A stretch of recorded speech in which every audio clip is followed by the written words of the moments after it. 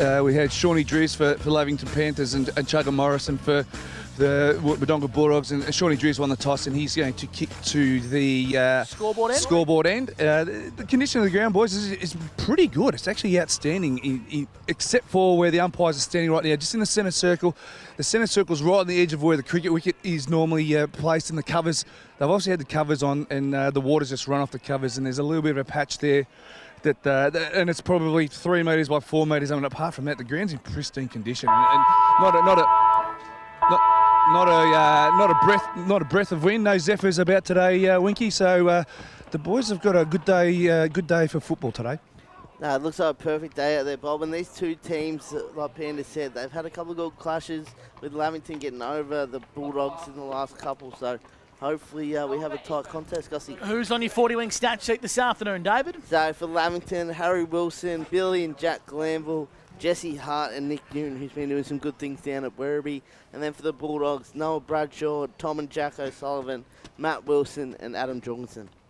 Who's going to win today? Blake Panda Escott, and how much by? I just got a feeling Lavington will win.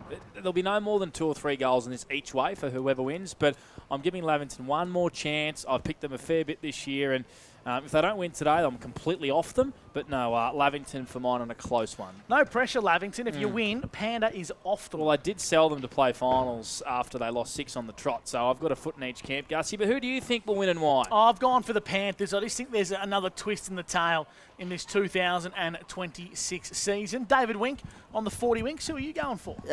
Doggies today. I've like Panda, have backed Lavington pretty much all the way through, but have liked what the Dogs have done. So what you're saying is Lavington have let you down too much, so that's why you're going for the Wodonga Bulldogs. They have, and I think just on form, Blake. The Bulldogs are a better side at the moment, but I would not be shocked either way. Lavington are a quality outfit. Bob Jackson, thanks to the Newmarket Hotel, the best pub in the world. Yeah, just off the back of what Winky just said there, the depth of form that Wodonga's done over the last 4 weeks. We looked for a mature performance last week, and we got it. I just think they'll just get over the line today. It's going to be tight on 2 even sides here and 2 pretty good sides, so I'm expecting a good game. Great to have your company here on O&M Live. It's all thanks to A-grade oils and batteries, the opening term. If you're watching on Snapprint Solutions TV, Wodonga are kicking to the right of your screen and Lavington to the left. Panthers are heading to the scoreboard. And David Winks on the 40 Winks. Bob Jackson's for the Newmarket Hotel. Blake Panda Escott is calling things thanks to Border Bandag, and we're underway on O&M Live. Alrighty, so Lavington, must-win game for them. The Dogs are eyeing off 3rd position. Who would have thought that at the start of the year? Ball in the middle here. Riley Costello overran that football. Big Jack Driscoll tackled by Matt Wilson. Ball up to the left of the centre circle, favouring the scoreboard end of the Lavington Sports Ground. Overcast conditions here at the Lavy Sports Ground, but as Bobby's Ace has said a couple of minutes ago, no win. Bradshaw doing battle with Cooper Hall in the middle of the ground. Lots of players around the pill. Cooper Hall grubbles the footy 10 metres towards the goal for Lavington. Shawnee Driscoll just held on to Blake Jorgensen there. Yep. And a free kick for a hold going to way of Blake Jorgensen. Found his way into this Wodonga Bulldogs side in the last couple of weeks. Goes out wide to the Velodrome side. Bradshaw, they link up to Gill. Lowers the eyes into the pocket looking for Garoni. Good grab in front of Alex Bennett. And Hudson Garoni will line up 2 metres in from the boundary, 45 metres out. The spread from that free kick for Jorgensen in the middle of the ground was really impressive for Wodonga Bulldogs. Bradshaw was on his bike on the far side, on the Velodrome side, found some space, and in turn made it easier for his forwards to lead into his path. And this guy's got some sticky fingers when he's on, and he's right in his range here, Hudson Garoni. 43 goals for Werribee last year. That is his number right now for the Wodonga Bulldogs, 43 goals. Take his best effort from here. Hangs it out to the right just a little, and Jack Driscoll punches it over the line for our first score of the day. 1 behind the Dogs. Lavington yet to score. We've played a minute and a half here in the first quarter for A-grade oils and batteries. Just one thing I did notice in the starting lineup there was Cohen Ainsworth lined up across half-back, so maybe they're grooming him for that running role across half-back. Newton at full-back for the Panthers. Poor kick off the boot. Intercepted here by Isaac Cassidy. Sean Driscoll hot on his company. Now Cohen Ainsworth wants to pivot onto the left boot. Lowering the eyes inside 50. Turnover, and Charlie Douglas intercepts between full-back and centre-half-back for the Panthers. Switches laterally and finds a teammate. Wilson, the lizard, wants to chisel one inboard. Hands it back towards Douglas, who's picking up a couple of 40 Winks disposals nice and early. He sends the ball out wide to Bevan, who marks across half back. So a slow build up here for the Panthers as the ball goes towards Sean Driscoll. Not the best kick. Now Bradshaw intercepts to the Bulldogs. Penetrates the ball inside forward 50. Garoni, that's Cooper. Left behind the contest. In fact, I should say Hudson. Now Matt Wilson gets busy, gets a handball to it. Billy Glanville, hot potato. Ball's on the goal line. Pressure everywhere from the Dogs. Spiteri can't quite get boot to ball and it spills across for a minor score. The Bulldogs go to 2. The Panthers yet to score. 2.5 gone for NZ. Just a number change there. I think the Lizards changed out of his normal 38. He's playing in 64. Is that right, Gus? Yep, that's him. Roll with it anyway, Bobby J. Okay. So Lavington doing a lot of defending early stages here of the first quarter. Nick Newton, the give and go from fullback. Left foot kick is really wide to the grandstand wing, but a good mark taken by Jack Driscoll, who just slips over in the little mud on centre wing. Brings the ball back in on the 45. Retreats a little bit, finds Nick Newton. All this happening at half back. Now here comes the aggressive kick. Has to be really good. The Dogs get numbers in the middle of the ground. They force a good intercept here. Jack O'Sullivan tackled straight away by Cooper Hall. What a matchup. That is Bobby J in the middle of the ground. Certainly is. Harrison Wilson is wearing 64 for everybody out there at the moment. Sorry about that. Just a reminder as well, Jack Costello was named for the Lavington Panthers, but he is playing for Geelong. So unless he can be in 2 places at once, he is not playing today. And we believe that Baxter Wilson has come in for the Lavington Panthers. The Bulldogs win a free kick in the middle of the ground. Gill links up with Cohen Ainsworth. He's going to drive this onto his left foot into the pocket. Beautiful kick once again. Garoni just held on to a little bit by Bennett. And Garoni will have his second shot on goal from the exact same spot as a couple of moments ago, a little further out. Tight angle, 50 out, Bobby. Yeah, he's just found his space. He just got to his range on kicking is not as long as most forwards. So his range is probably, you're looking at your 45 metres. So he's right on his limit here, Big Hudson. He's already had a sider. Once again, would take a seriously good effort. Arcs around, gets a little bit more distance this time. It's going to fall short. Ruben Burke with the climb. Oh, the soccer out of midair. I think that came from, I'm not actually too sure. Was it Cassidy? Yeah. It might have been. It's out of bounds on the full. And a free kick to Lavington deep in defence. 2 plays, 0. Wodonga up early stages first quarter. David Wink, what's your best thanks to 40 Winks? And Noah Bradshaw hot early with 3 disposals on the 40-wing stat sheet. Bulldogs with 4 inside 50s already. What a brilliant switch from the Lavington Panthers. Sanson got the kick from Newton and he sends the ball long down the Velodrome side. Jai Hymas keeps the ball. Oh, I was going to say inside the field of play, but the umpire on the boundary on the far side of the ground said it was out of bounds for a boundary throw-in on true centre wing. So we're going to bring the ball back into play here. Slightly into attack for the Lavington Panthers. Nugent and Jack Driscoll in the ruck. Give it to Nugent. Pushing the back on Bradshaw is ignored by the men in green. Now Tom O'Sullivan finds a runner in Gill. Gill on centre wing for the Bulldogs. Sends the ball inside forward 50. Bennett with the fist. It's to the advantage of the Bulldogs though. Spiteri, clean pick up at the top of the square. On the right boot. It's Spiteri. And he's put it wide. He's missed to the near side for a minor score. So the Bulldogs doing all the attacking to kickstart the opening term. Steel line scoreboard's got them 3-0 after just under 6 minutes. Usually Spitter eats those for breakfast, Bobby J. He certainly does. I'm just looking at the matchup. Is Drew Bevan gone to Spiteri? Yeah, so that's a tip of the hat to Spitter, isn't it, really? Wodonga forced a turnover. They go inside once again, and there he is. Noah Spiteri got the ball from O'Sullivan, and Noah will line up for the first goal today. Wodonga peppering him early, Bobby J. Certainly is. Here he goes. So he plays on straight away, gets good penetration, and kicks a Sunjan goal today.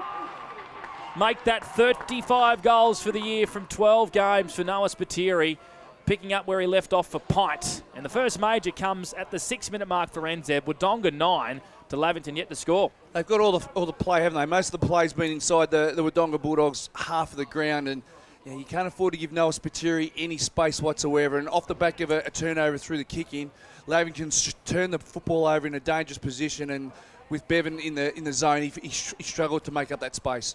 They've gone inside 56 times already, the Wodonga Bulldogs. This corresponding game in round 2, they were 0 goals, 5 at quarter time, had all the play in that game too.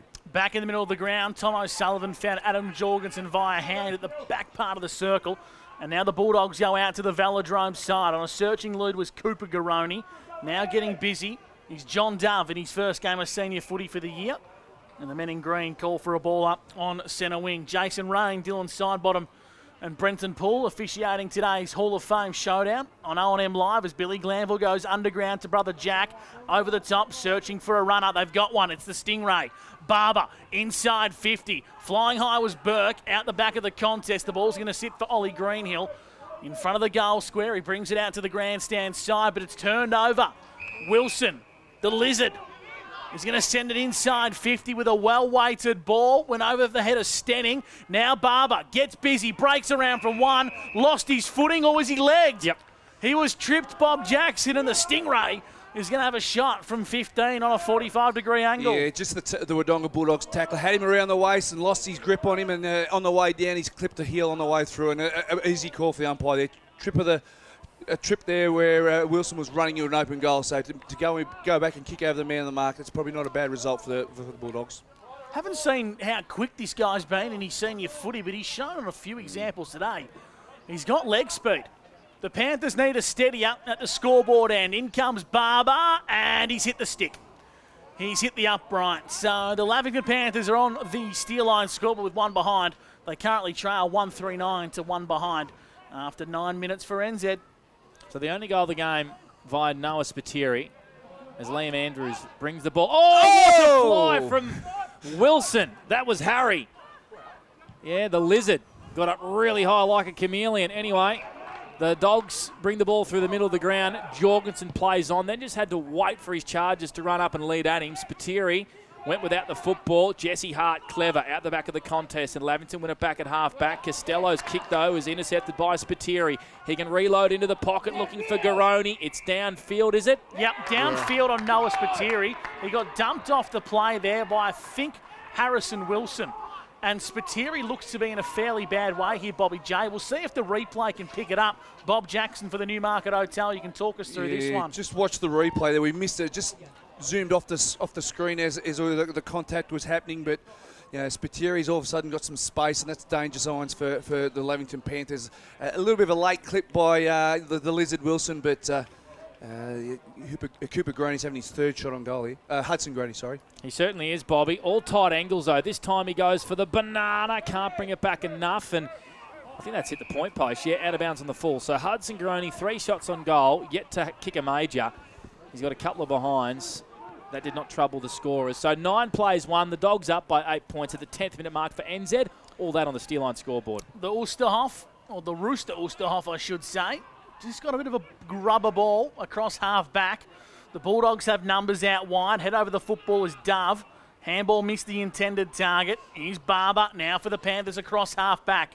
Down the Velodrome side, intercept mark's been taken for the Dogs by Morrison, who kicks the ball to centre half forward, flying across the pack.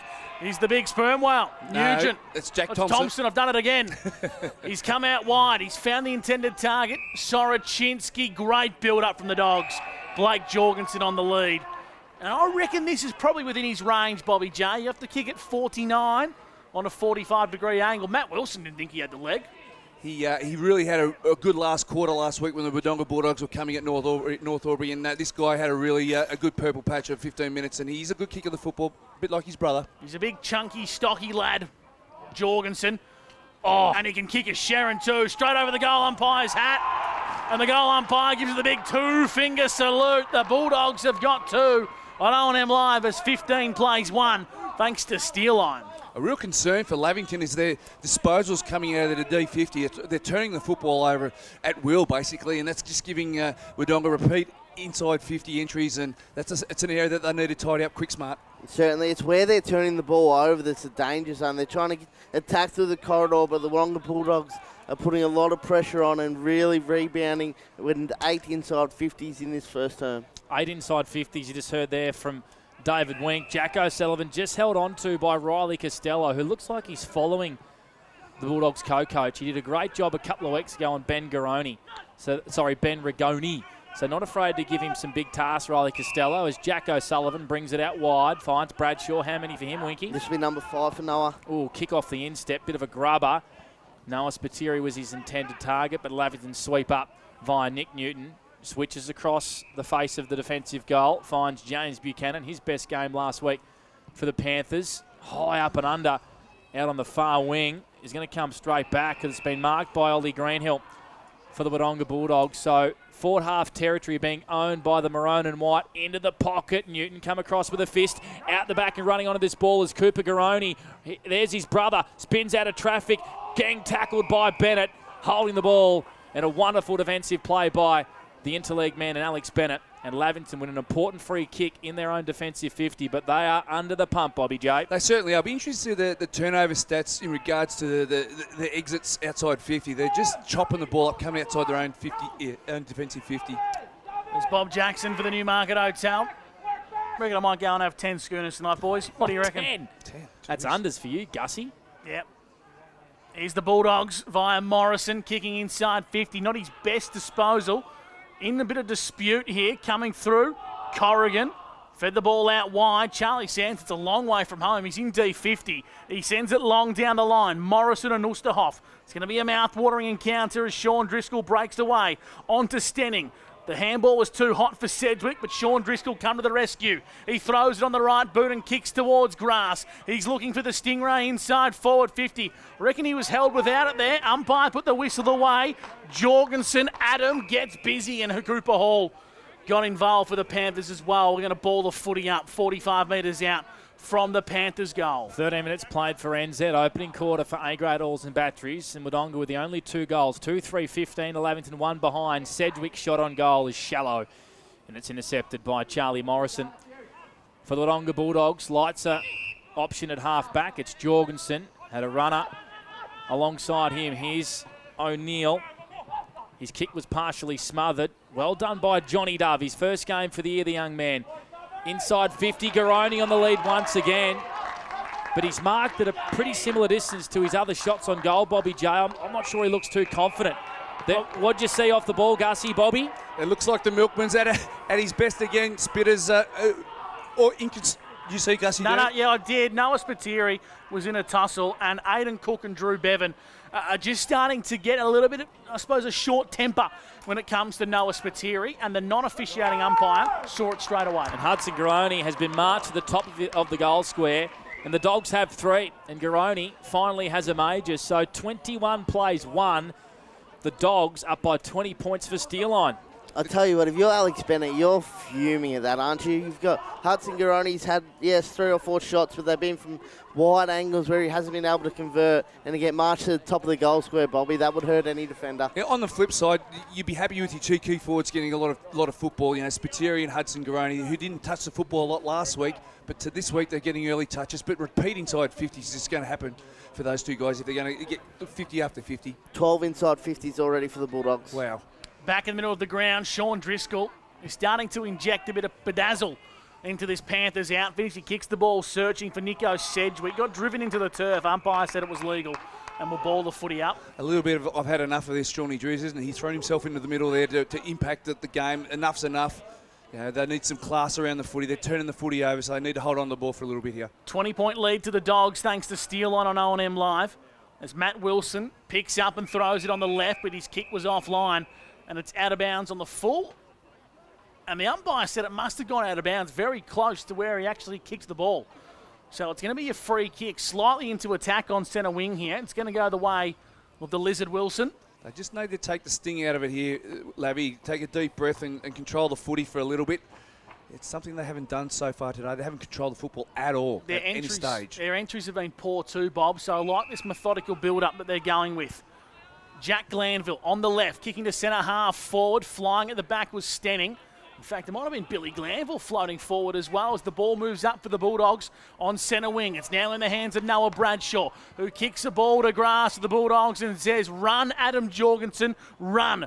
Jesse Hart, first on the scene for the Panthers, absorbed the pressure, and then the tackle came. So we're going to ball it up 40 metres out from Bulldog goal. Just Wodonga seem a little bit more switched on defensively this week. Last week it took them 2 quarters to get themselves defensively sorted, and today they look like they're structurally set up better behind the ball and off the ball. 21 plays, 1. Wodonga with all the scoring in the first quarter for A-grade Alls and Batteries, and once again the clearing defensive kick from Lavington is marked on centre wing by Burke, and here come the Dogs, this time through the corridor. Good kick from Burke, onto Soroczynski, onto the lead once again of Hudson Garoni, who is causing all sorts of headaches for the Lavington defence, Bobby J. Just the change of the lanes from the turnover. Ruben Hurricane Burke on the velodrome side of the foot. As soon as he got it, he switched it into the middle of the ground and just opened up the fat side of the ground. And they were lining up. Spiteri and Garoni were fighting over space, and the kick inside 50 is just has been centimetre perfect. You know, Hudson Garoni, I reckon he's taken 6 marks inside 50, Winky, in his first little bit. So,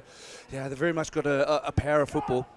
So lining up for his second. This will be his 4th shot on goal of the quarter, maybe even his 5th. Kick on the way, looks pretty good. It's holding its line. It's hit the post, faded very late. 1 goal, 2 in the opening quarter for Hudson Garoni, but the Dogs, 22, playing 1. Lavington really yet to actually get the footy in their own half of the ground. Winky? Yeah, well, only 4 inside 50s for the Panthers compared to 13 for the Wodonga Bulldogs. So the Panthers need to get a wriggle on as Jack Glanville puts the ball to grass and says, have a go on that, brother Bill. On the edge of the centre square, he picks up with poise. Handball's over the top, but it's all Wodonga.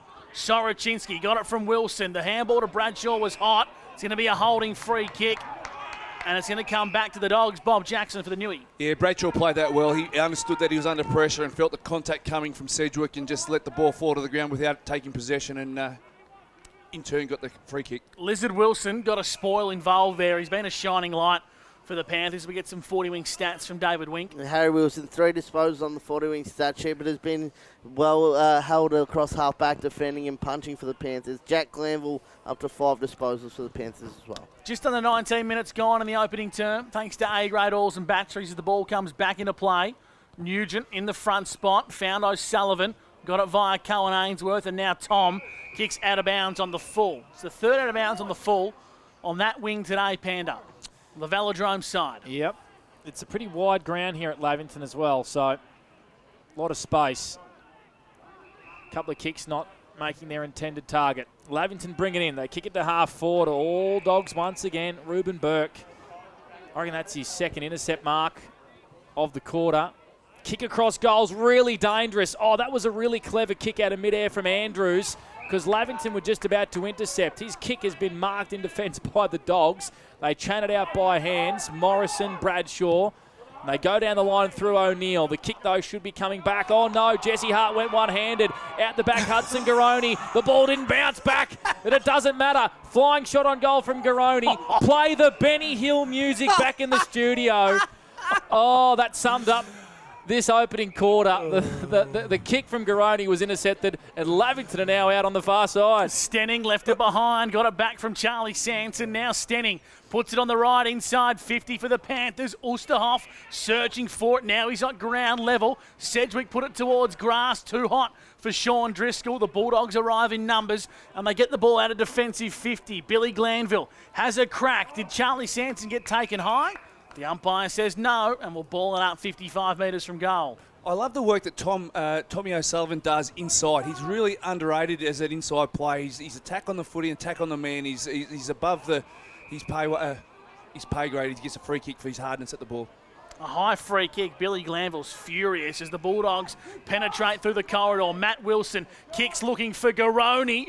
And good pressure from Bennett. Oh, the tackle might have rose a bit too high. Garoni stands up and sticks it through the guts. Hudson Garoni is running rampant with his 2nd goal. Alex Bennett's trying his backside off, but he's got no support.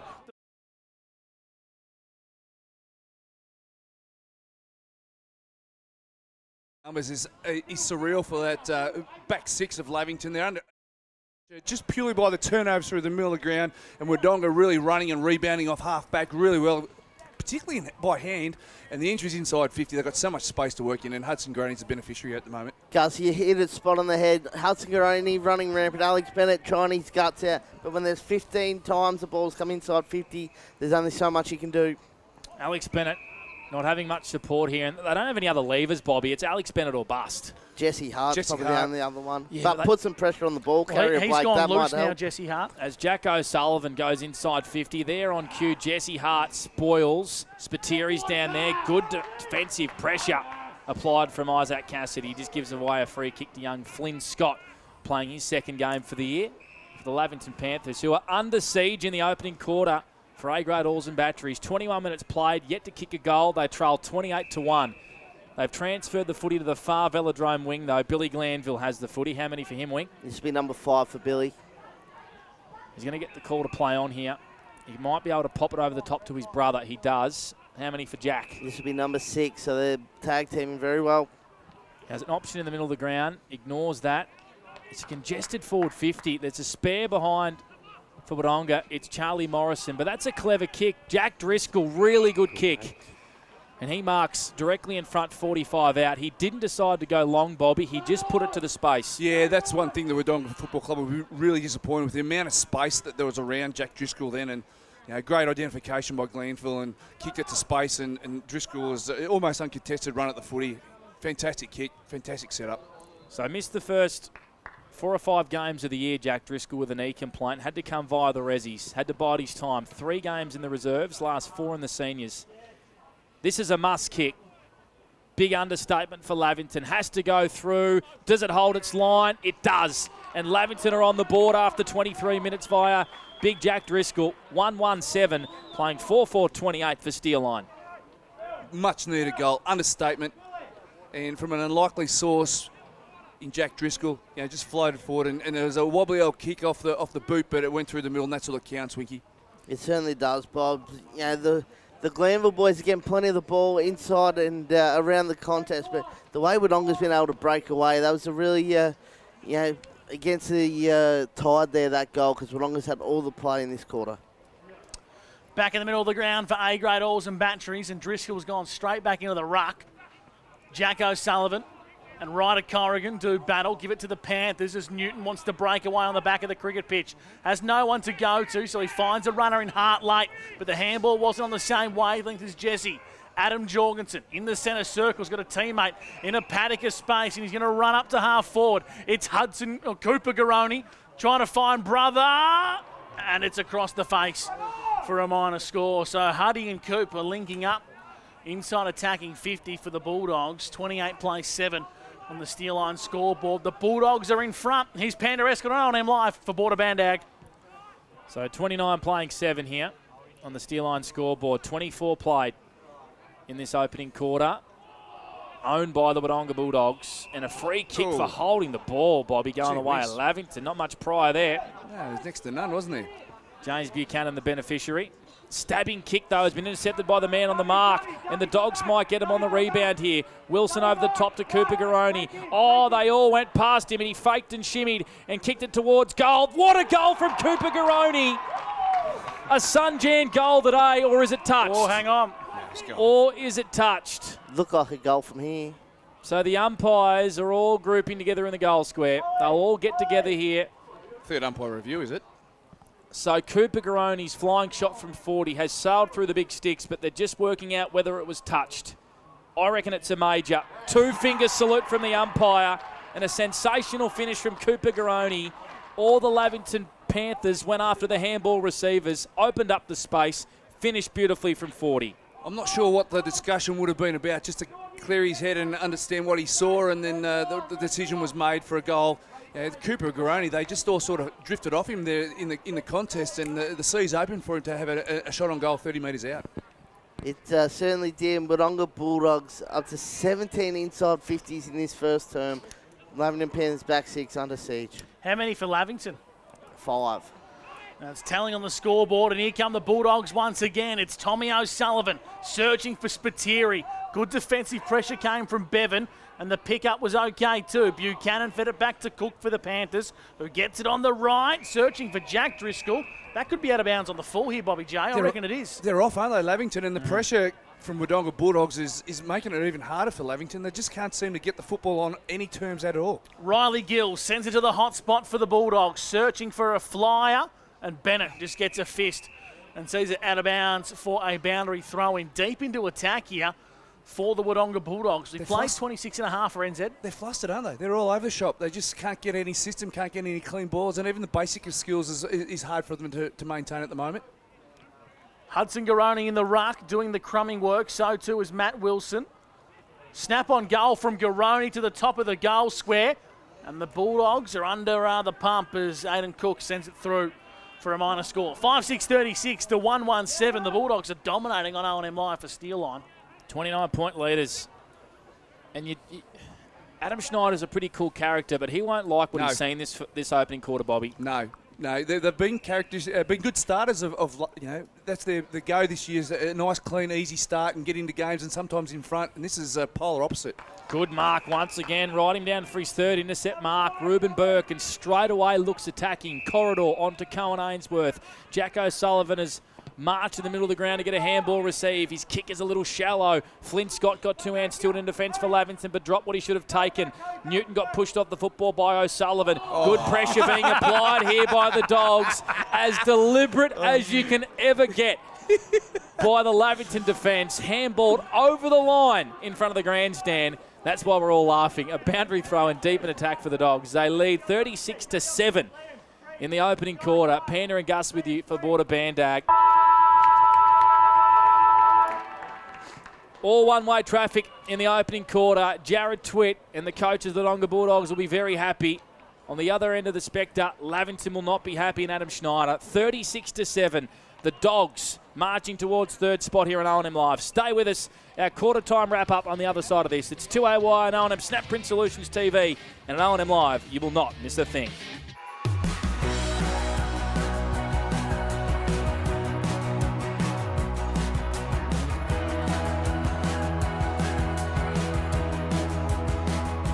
SS&A, this is your place. All right. I love you. Have a good shift.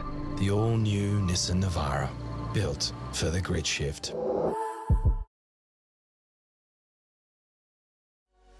What's your future look like?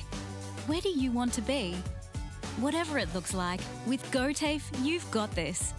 Get real skills for real jobs and careers right now. Search GoTAFE today. The Ovens and Murray Football League is proudly sponsored by Opal.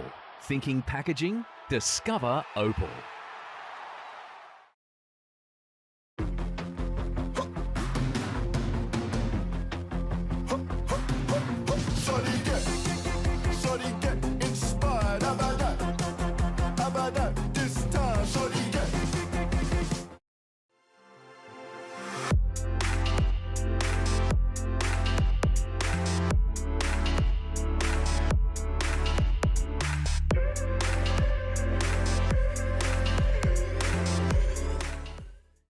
Explore where your new home begins. Discover our designs. Discover local land. Discover what's possible. Visit Sundancer Homes' new sales centre and showroom at 482 Kiowa Street, Albury.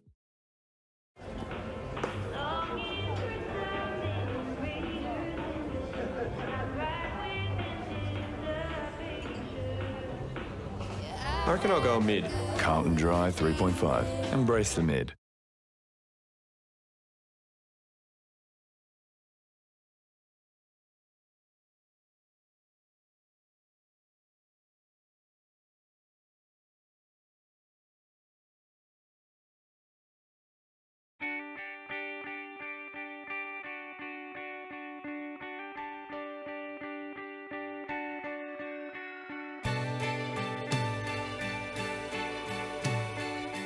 No one celebrates life like you do. At Tobin Brothers Funerals, we're here to help you celebrate the life of your loved one, your own special way. Tobin Brothers Funerals, celebrating lives.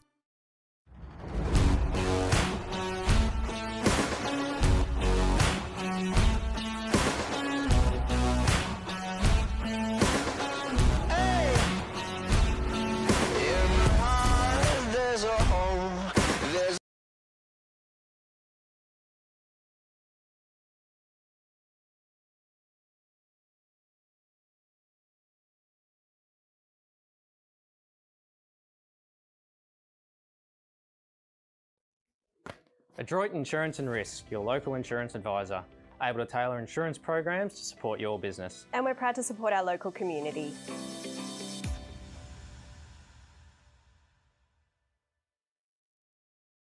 This goes out to all the athletes, the fitness buffs, and the huff and puffs. On your marks, get set. Find your perfect fit at the athlete's foot.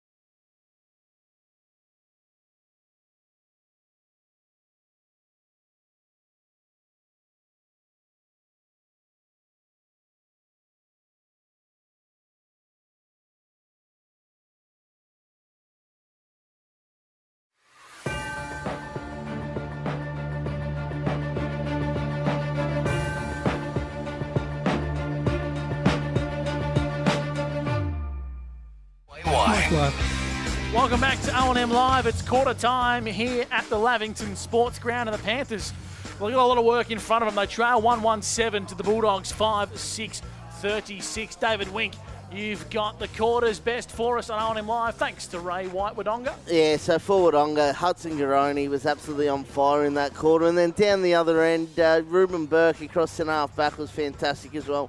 Probably took 3 or 4 intercept marks. So those two at either end of the ground for Wodonga are why they're in front at the moment. And then for Lavey, Harry Wilson tried his guts out. He only had the 4 disposals, but got a fist in here and there, put his body on the line a few times. I thought he was Lavington's best in that first quarter. Give us some of the numbers if you can, Winky. Team stats and then individual numbers, please. Well, the biggest one is the inside 50s. Wodonga Bulldogs 20 compared to Lavey Panthers 5.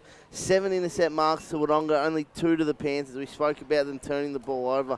And then 6 marks the Bulldogs have taken inside 50 compared to the Lavey Panthers 1. I reckon 4 of those have been from Hudson Garoni. Around the grounds for Ray White-Wodonga. There's not much other local stuff happening, but there is one game in the AFL. St Kilda leads 61-25 over Port Adelaide. So St Kilda with a 5-2 second quarter lead by 36 points over Port Adelaide. Bobby J, we might head down to you whenever you're ready. I think you're going to catch up with Matt Pendergast from the Lavington Panthers. Yeah, I've got Matty Pendergast here, mate. Safe to say the boss wasn't real happy there. No, he's not real happy. There was a few promises made before the game and they didn't go through with it. So hopefully we get a response this quarter because, Wodonga are giving us a fair lesson now. 20-5 inside 50s against you. I think the source is the issue. Yeah, absolutely, and that's on me too. I'm the midfield coach and the boys are really flat-footed, so it's got to get more proactive in there and a little bit more effort. But full credit to Wodonga, they're on the move and you can see their continuity's really there and ours isn't at the moment, so we need to hunt them down. I just heard him rather loudly say, "Wake the hell up!" And I think after that little chirp there, I think the boys will be a different unit this quarter. Yeah, hopefully we see a different game this quarter. We need a response because, there's big talk before the game, but as you get with young blokes, you just don't know how they come out. So they've run out of steam. They've chased a lot in that quarter, so hopefully we can get it back on our terms. Thanks, Pender. Thanks, mate. It's a pretty good wrap up there from Matty Pendergast, and no surprises. I mean, absolutely, Schneis would have been furious, and I think Bobby J and Pender are spot on. It starts at the source. The Glenville boys have been okay in that opening quarter, but what I really liked in that first quarter, Winky, was the run, the spread, the delivery inside 50, but the Dogs midfield have been allowed by the Lavington midfield to have time and space through the corridor. They certainly have. Well, you talk about the 20 inside forward 50s. That comes as so easily when there's not enough pressure on the ball. So those the midfielders for Lavington would want to get a lot more pressure at the source, and then that's in turn stops the run and carry that Wodonga were able to get on the outside then. Who are leading the stats, David Wink, on the 40 Wink stat sheet? And give us some Panthers insight as well. So Noel Bradshaw leads all the way. He's had 8 disposals on the 40 Wink stat sheet. And then for the Lavey Panthers, Jack Glenville leads with 6. Nick Dunes had 8. Here we go in the second term for Avis Aubrey. Lavington simply must respond on O&M Live as Billy Glanville gets hands on the Sharon early. Corrigan handballs towards space. Nice pick up from Douglas. On to big Jack Driscoll. Now Cooper Hall across half forward. The Lizard Wilson. He might be on a wing here. Goes with the lob wedge to the top of the goal square. Searching for Oosterhoff. Doing a good effort. And Shawnee Driz puts through a miracle goal. It's like he was in San Francisco. Tap one at the back now to the World Cup. Shawnee Driz with a Sunjan goal of the day. The dream start to the second term for the Panthers. Just what the coach, Adam Snyder, would have liked, a quick response. He gave him a fair old bake at quarter time, and to come out and see one of your leaders on the board is the perfect response, and they need to respond. Pender was pretty disappointed at quarter time with the effort of the on-ball as they won the first centre clearance and got the first shot on goal. That's exactly what the Panthers would have wanted. They got a few more left in them here. Hopefully they can get back in this contest pretty quickly. What a finish that was from Shawnee Driscoll. I reckon there's only 1 or 2 players in the comp that could have done that, and that was one of those players in Shawnee Driz. Bradshaw got a hip and shoulder from big Jack Driscoll. So the physicality is already up to start this opening quarter. Sedgwick gives it back to Shawnee Driz. Can he kick 2 in a minute? He goes by hand instead to Standing. Clever tap onto Cook. Chips it over the top to a teammate all on his own in the goal square. And the Rooster has kicked it in the car park. The Rooster has kicked it in the car park from the goal square. Over his shoulder. A chance going begging for the Lavington Panthers. That is harder to do, to miss from there, than it is to do what he's just done. That is geometry and physically impossible to do. Yeah, What G's, is- what- P's, and everything you just said, Bobby, made a lot of sense. A chance going begging for Lavington. 13 playing 36. The Dogs up by 23 points. Just trying to make a glance of all of that here on O&M Live. Bobby J might be able to have a look at the replay and try and make something better of it as well as the Bulldogs move to half forward. Matt Wilson had a bit of hot for company action here from the Panthers. Jesse Hart fumbled at the crucial moment. Sorochinski applied a good tackle. And it's at about, going to be a ball up in the middle of the ground. It was actually a good passage of play. Just deserved the finish. It didn't get, I suppose. You know, there was Sam Stenning's little touch on it. It was a fantastic passage of play, and just what Lavington needed. 2 bang goals. Reminds me a lot of my golf game. You just wonder how on earth the ball ended up in that spot on the course. Timmy Ulsterhoff's kick there. Nonetheless. So both key forwards have given us a little bit of humour to start the day, boys. Hudson Garoni's, we didn't touch on that too much, did we? The failed attempt at a bounce, and then the Rooster putting one onto the netball courts where he was kicking the wrong way. The 1-2 punch to the Doug Strang medal race as well. I'd have him in my side every day of the week. Though. Absolutely. Lavington search for Riley Costello across half back with a brilliant ball inboard to Aidan Cook. He wants to wheel and go, and the Panthers want to play quick. Sedgwick got the advantage of the ball out the back. He's going to take a bounce, Nico, and get to 55. Sends the ball to the top of the goal square. Stenning tracking this one back. It lands in the top of the square, and the Bulldogs are going to rebound the ball out of defensive 50 with Matt Sorochinski. Sorochinski, good kick out wide. They got the overlap and numbers out on the far wing here. Tommy O'Sullivan takes a bounce. He takes a second bounce. Likes an option at half forward. Bradshaw's got a couple of metres on his opponent now. Where's Spiteri? There he is. Kick had too much on it for him. Out the back, Cooper Garoni.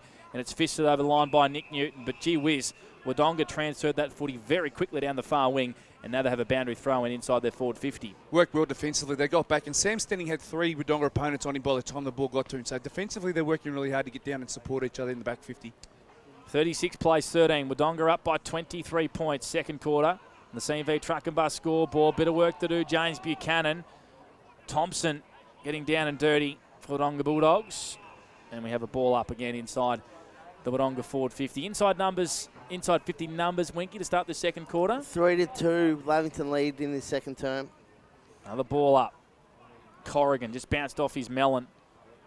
Handball was reasonably clever from Cooper Garoni. Follows up, shimmies. Spiteri, drop punt from the pocket. Across the face for a minor score for the Wodonga Bulldogs. 5-7-37, 2-1-13 Lavington. Second quarter, all thanks to Avis Aubrey. I'll be hiring an Avis Gussie when I move around the corner here in a couple of weeks. Get one of the big trucks, Pan? Absolutely, one of the hydraulic floors. South Gindra? Yes, this will be a home game for me in a couple of weeks.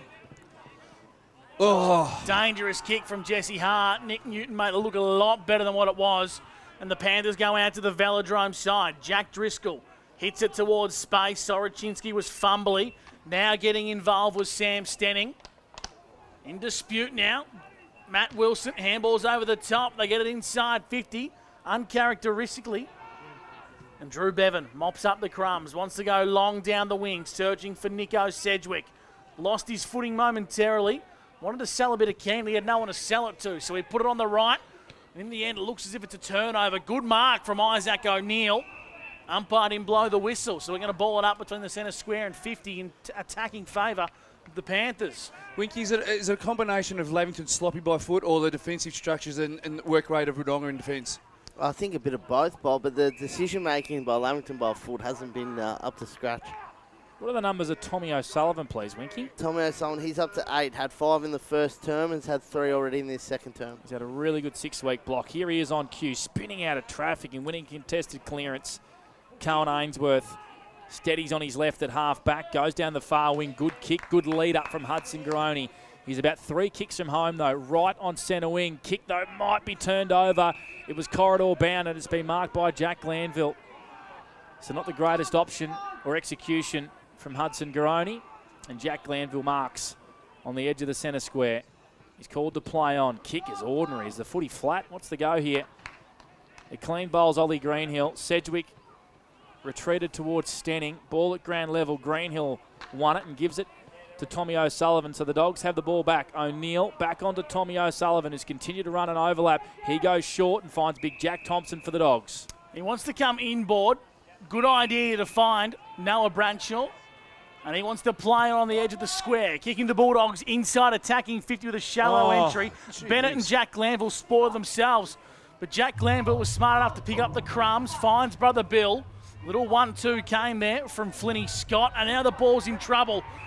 Great pressure from the Bulldogs, and they've caused the stoppage 40 metres out from goal. Jesus, some frustration brewing from the box below us here. I think they've had enough with the standard of foot movement and use by foot by the Lavington Panthers. It's not as Winky just said, it's not as standard it should be.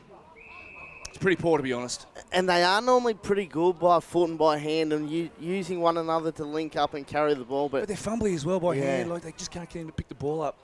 Ball up 40 metres from goal. Whistle. It's a kicking in danger. It's going to go the way of the Panthers, Bobby J. Yeah, a little bit of a kick in the wrong spot there. And Jesse, oh, look, another mung. Oh, average kick. Ruben Burke wanted to get busy on that occasion. Riley Gill for the Dogs. Handballs forward. Cohen Ainsworth didn't want to commit to that contest. Now it's Barber for the Panthers. Jack Glanville, a top potato footy. Douglas got a lot of work to do. Wants to bring it out towards space. Scott with poise finds Nick Newton. And Newton's got it across half-back for the Panthers. Not many options presenting. So, Panther, let's see if you can find an option here for Border Bandag. 8 minutes played for NZ in the second quarter.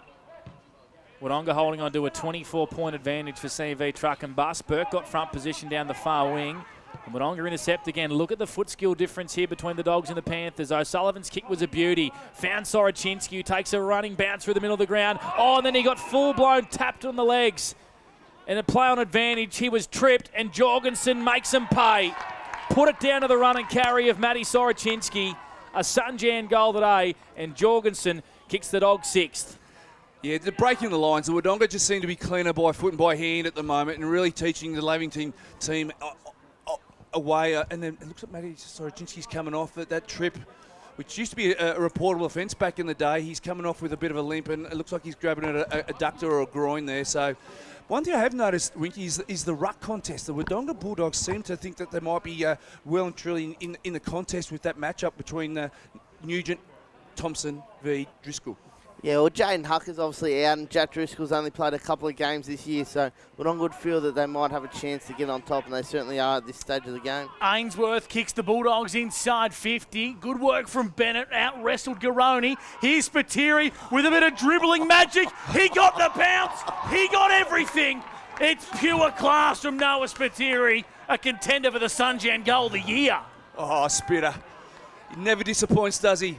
He turned it on for a 10-minute patch last week, kicked 4 goals in a fantastic display of forward craft. And yeah, Spitzy just loves doing the unorthodox, and he does it really well. He's a favourite of ours, and that's the reason why. He's just an excitement machine, and he brings people in the gates and bums on seats, Winky. He certainly does. Noah's also a fan favourite of Noah too, Bob. So he certainly turns it on, and that one bloke sitting down there under the scoreboard got the full display of that. Yeah. So Noah and Noah's mum are all in love with the same person, are they? Correct. Fair enough. So here come the Dogs once again. Noah Bradshaw out of the middle. Kick out wide was off the right side of the boot, though. The first one there is James Buchanan, who's actually done pretty well in defence today for Lavington. He's tackled straight away. So the Dogs now lead by 36 points, 49 playing 13 in the second quarter for Avis Aubrey. Spitter with 2, Garoni with 2. They're all getting busy here, and they are well in control of this game. Ball up on the far flank, favouring the Dogs once again. Thompson, Glanville tackled straight away. It's tapped over the boundary line. It'll be tossed back in. Winky, give us some 40 winks. Give us some of your best if you can. 40 wings. Tommy O'Sullivan up to 11 disposals for the match. Noah Bradshaw, he's up to 11 as well, leading the way on the 40 wing stat sheet. The combination of being off the boil and just poor by foot and the pressures from Wodonga, it's just mounted too much for Lavington here. They got to snap out of it real quick. They kicked the first goal of the quarter through Shawnee Driscoll. They now conceded the last 2. The danger signs are here, Panda. This could blow out really quickly if they don't sort of take control of the game and take the sting out of the game and just possession football for a little bit. So another boundary throw in. The ball's been camped in a pocket of space out there. 30-metre pocket of space on the far velodrome wing. Thompson flew over the top, got a hit out. Cassidy was strengthened the contest, got a hand pass away. Did the tackle slip high on Ainsworth? Umpire says no. And while the ball up, 60 around from the Dogs' goal, they lead by 36 points for CMV Truck and Bus. That they certainly do, Panda. As the ball's out on the Velodrome side, Matt Wilson put it on the right boot. It's going to be turned over and fumbled across the line. Lavington just completely out of sorts here. We'll get some 40 winks from David Wink to back it up. Well, they certainly are, Gussie. They're down 8-4 in the clearances out of the middle, and they're 25-8 inside 50s for the match. Boundary throw in. It's a nice one too. Comes back into play. Thompson flew across Aidan Cook. He got the ball from ground level and kicked long down the wing. Ball's in dispute. The Stingray put his head over the football, but Noah Bradshaw came out with it. Kick just at the crucial moment. Nice little stop there from the Bulldogs in Nugent. Adam Jorgensen got rid of the ball in a rather illegal factor, if you ask me. Here's Johnny Dove, fumbled at the crucial moment. His fellow number 35 in Cooper Hall breaks away, and now it's the Lizard Wilson for the Panthers on centre wing. Searching for Sanson. Hymus collected him with the body in a fair contest. Now he goes to regather the Sherrin. Handball to his own advantage, but then lost possession of the football. Charlie Sanson over the top to Stenning. A couple of no-look hand passes. Now it's a game of volleyball across half-back here for the Bulldogs. Andrew says, stuff this, I'm going long down the line. Flynn Scott with courage, impacted the contest. Now Nico Sedgwick, was it touched off the boot? It was touched off the boot. No. And Nico Sedgwick has just given a bit of a spray to either a player or a coach from his same team. I reckon it was his own bench. So he's not overly impressed, Nico, but the kick wasn't great either, Bobby J. No, it was an ordinary kick, and Sedgie's usually one of the better users by foot. You don't say that very often. As Gill hugs the boundary line, looking for Garoni of the Hudson variety. He's already kicked two. Here's Sedgwick on cue. Had to beeline the pill and did. He's fired up Sedgie. Into the pocket he goes, looking for the Rooster. Can Barber crumb? He can. Did he get one high? Umpire says play on. Ball up in the pocket for the Lavington Panthers, who trail by 36 points at the 13th minute mark for NZ. That defensive unit of the Wodonga Bulldogs is working very, very well as a collective. Once that ball hits the ground, they're there in numbers, supporting each other. The Rooster out of the ruck, flying shot on goal is to the near side, and a minor score for the Lavington Panthers. 2-2-14 they move to, 7-7-49 the Wodonga Bulldogs, second quarter for Avis. So Cohen Ainsworth wanted that one, was ignored. Now Matt Wilson kicks long from fullback out towards grass. Now it's a bit of a foot race here. Noah Bradshaw won it for the Bulldogs. He was dispossessed by Corrigan, and Corrigan's going to get a free kick for holding the ball. Yeah, incorrect disposal. I suppose he tried to break the tackle, but the ball flopped out, and that's the interpretations of that rule. Dangerous ball. Costello's going to be the beneficiary of it, though, for the Panthers. 70 from home. Kicks to the top of the square. Looking for Stenning, who backed back with courage. Nico Sedgwick crumbed and had his ball smothered off the boot. Boundary throw in. Well done, the Bulldogs. Defensive 6. It's a different Wodonga Bulldogs than last week, isn't it, Gus? They're really switched on, and they're right on task. Looking really compact as a unit and playing some really good football, and Lavington haven't adjusted just yet. Deep into attack here for the Panthers. Ulsterhoff won the tap, but Wilson was crumbing it. Sedgwick got a glint of fire in his eye here. He's tenacious at the football. Lost possession of it. Matt Wilson with class. Finds Sorochinski, the vice-captain, over the top to the coach, O'Sullivan. Now Blake Jorgensen body lines the ball and breaks away, but his handball was turned over. Aidan Cook kicking one for Ulsterhoff, who slid in and got it, Bobby J. And he's on the junction of the boundary line and the 50. In front of the WG Hartley stand. Wasn't that a great intercept and kick to space by Cook? That was fantastic to the advantage of the big Rooster. And this is a spot all the Lavington players sort of have a pot shot at goal just before training. They come out of the players' race, and they all have pot shots here before training. So, Rooster, this is not the first time he's sort of kicked from this spot. So he's wearing the one glove today, so he must have a bit of a hand issue. But having a shot at goal. Here's Ulsterhoff. Tight angle. We know he's a miracle worker at times, and that's no exception. Just what the doctor ordered from the Panthers. A little bit of magic from the Rooster. Well, that's what Lavington needed, just someone to step up. And it was a bit of an ugly play. The Roosters wouldn't have wanted to have the shot from there, Bobby J, but like you said, probably has had 150 shots from there this year. Going back, put that one through the middle. They still got a mountain to climb, but the Panthers get one back. The replay here, and our camera's right behind the Rooster when he has a shot at goal. And this is beautifully struck off the boot, and gee whiz, it didn't divert at all. And we've been critical of Rooster's kicking style and kicking efficiency in the past, but He's made some tinkers to his technique, and that was perfect. Gus, that was a perfect view of the kick right there on the screen. Well done to Dougie. He was always kicking that, was the Rooster. He loves them from out wide, long distance. That's something we couldn't say in the past, though, Panda, was it really? He's been a bit hot and cold, but gee whiz, he's on today. He kicks the extraordinary ones, the Rooster, and then top of the goal square, he put it in the car park before. And we have a holding the ball free kick going the way of Wodonga. I'm not sure why the advantage would not have been paid on that occasion. Especially by the bloke who made the tackle. Yes, yep, I find that rather strange. As Wilson is called to play on now, into the pocket, Garoni front position, crumbing here is Spiteri, dummies one way, steadies from 45 and answers straight away for the Dogs. He's the magic man, Noah Spiteri. That's his third, and the Dogs answer straight away, margin back out to 35 points. After a high of the goal from Rooster, that is the exact opposite what the Lamington Panthers would want, is a quick response within 60 seconds. And what you love about Spitz, he kicks a miracle goal and he turns to the crowd, but looked at and there was no one on the hill. But he kept going. He did that before in the pocket, Bobby. He kept going. Yeah, well, at least there is one bloke down there in the pocket, Blake, that would have enjoyed it. But, yeah, that Lamington Panthers, that wouldn't have been even 20 seconds, I don't reckon, of that going one end to the other. Every time Lavington find an answer, the Bulldogs just respond. Gee whiz, they were lucky there too. Tommy was off. They were lucky there. They were away in the Tide 50 again. 55 plays 20 here on the CMV Truck and Bus scoreboard. The Bulldogs lead the Panthers on O&M Live. Back in the middle of the ground, Billy Glanville wins the ball with poise in the middle of the contest. Kicking up towards half forward, Sanson was searching for Barber. O'Neill left it behind, dangerous ball. Nico Sedgwick keeps the ball going the Panthers' way. The ball's in dispute. Pinballs around. Stenning was ragdolled off the contest, then got back involved. Needs to find a handball, Stenning. Found Sedgwick. Sedgwick into Corrigan. Did he get taken high? Umpire said no. Now Jack Glanville on the left, across the face. A minor score. It was a golden opportunity from 30 for Jack. I reckon the umpires put the whistle away there, and I didn't mind it either. There was probably 3 or 4 contentious contests in that little passage, but they put it away and let the boys play. I didn't mind that. Let the boys play like it too, Bobby J. Maybe the AFL should take a leaf out of the book. Just the run from half back. Look at it. Look at it go. On cue, Morrison onto O'Sullivan. They've transferred the footy into their forward half of the ground. Jack O'Sullivan with his third possession in this run of play. Into the pocket. Garoni just got nudged under the football by Bennett.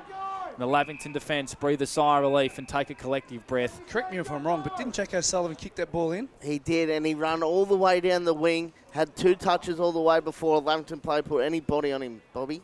Boundary throw in the pocket. That one on the Newmarket Hotel replay. That's where Bobby J is doing some of his best work.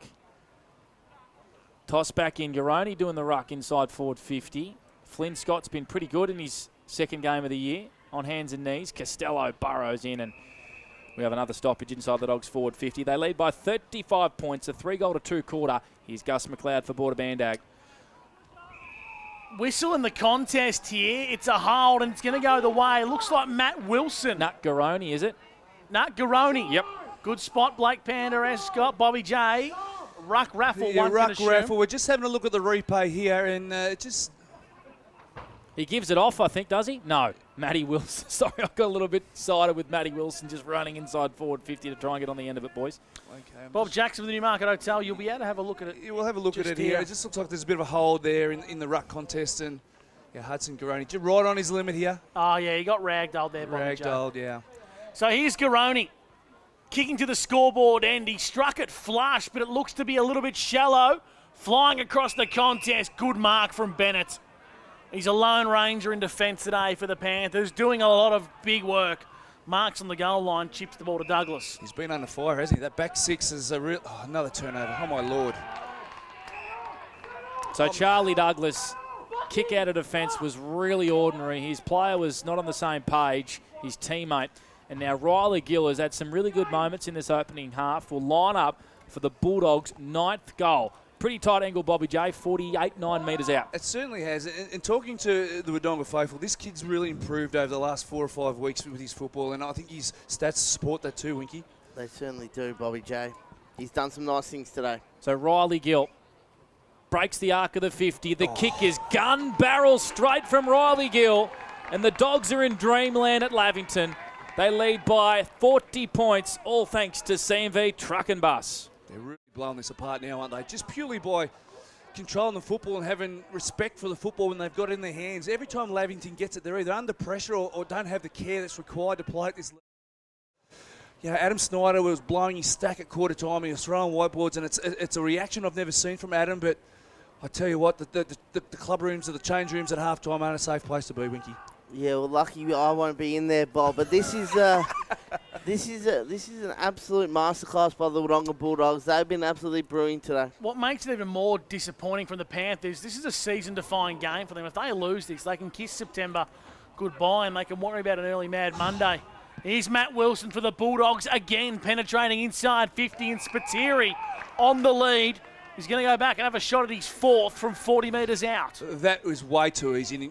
And Pender, we really disappointed with Matty Wilson. The way he walked through the stoppage and through the middle of the ground, through the centre clearance, and had a free run inside 50. And Noah Spiteri and Hudson Garoni, they're fighting over the space to take marks and have shots on goal, these two boys. Here's Spiteri from 45 metres on a slight angle to the scoreboard end. Garoni kicked one run for this exact spot just moments ago. Now Spitzy says, I want a bit of the action too, boys. He's got 4. The Bulldogs have 10. And Lavington can say Saranara to September action. Gee whiz, they'd be really disappointed with this, particularly execution. Yeah, they're trying their hardest, but gee whiz, it seems like the harder they're trying, the worse they're going. Like the turnovers, I don't know where to start with it. Well, I think it's the turnovers, Bob. The care with ball in hand has just been a bit for mine, and you can bring that back to the pressure that Wodonga's put on, but they've turned that ball over between sort of 60 and 80 metres all day. I'm getting daggers in the call box. This is the Panda curse at its finest here. Gus has chucked toys Yeah, out of Gus has cracked it, and rightly so. Shawnee Driscoll brought down on a big tackle from Cohen Ainsworth. They are winning all the 50-50 contests here of the Wodonga Bulldogs. Did Spiteri get pushed in the back? No, it doesn't matter. Jorgensen's out on his own, snapping on goal and goaling. No, it's falling short. Playing the goalkeeper like Paddy Beach is Alex Bennett. And they are holding on for dear life here in the second quarter of the Lavington Panthers. They trail by 46 points at the 24th minute mark for NZ. A 5-2 second quarter. They go long down the far wing looking for Jack Driscoll. And big Jack Thompson comes across and affects a spoil over the line. David Wink, give us some 40 winkers, please. Why are the Dogs up by 46 points? Well, Matty Wilson's up to 8 disposals in this second term, 13 for the match. He's been on fire in this second term, waltzing his way through the traffic in the middle of the ground. Boundary throw in. Winning the tap was Thompson for the Bulldogs. Jack Glanville left it behind. Ryder Corrigan in pursuit of the Sharon. Gets it. The defensive part of the square and just bombs it long. Stenning, clean possession onto Sedgwick with poise over the top to Oosterhoff. Plays on, throws it on the right, and it's not swinging back enough.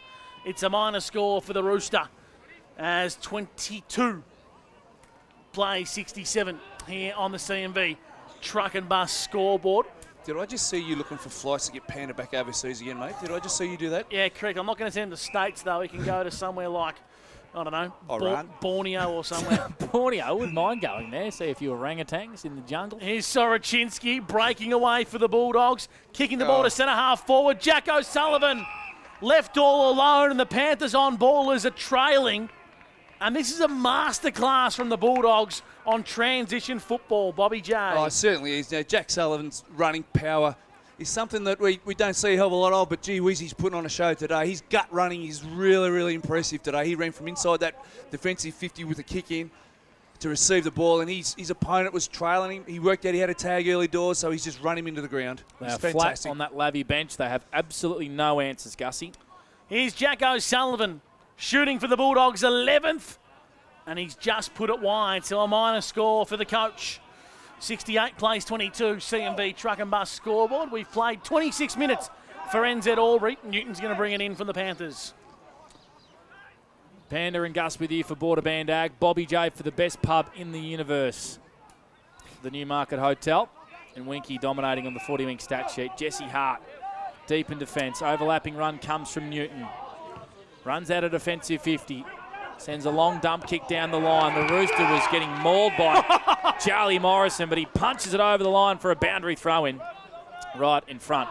of our commentary position. You boys called that pre-match. Charlie Morrison needed to be responsible defender, and he's taken the rooster, and he's really leading the way with these two youngsters in Hymas and Burke behind the footy. In the shadows at half-time here at the Lavington Sports Ground, Wodonga with a 5-goal-to-2 second quarter after a 5-goal-to-1 opening term.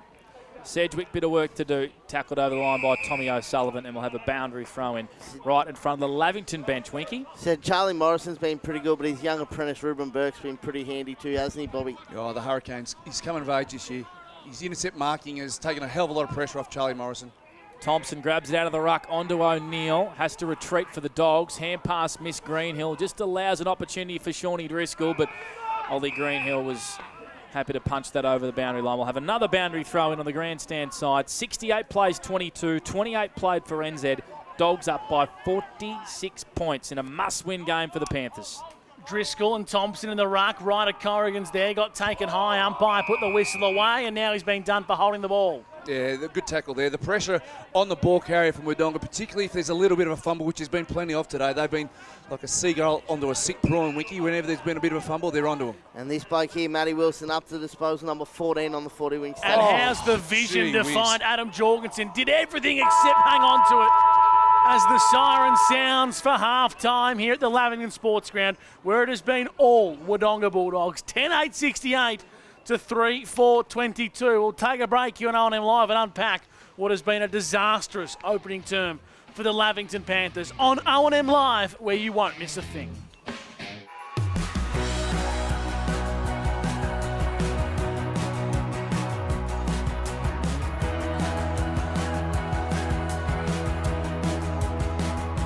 SS&A, this is your place.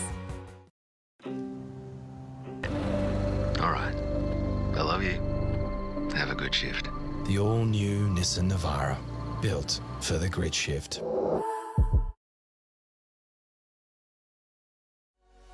What's your future look like? Where do you want to be? Whatever it looks like, with GoTAFE, you've got this. Get real skills for real jobs and careers right now. Search GoTAFE today. The Ovens and Murray Football League is proudly sponsored by Opal. Thinking packaging? Discover Opal.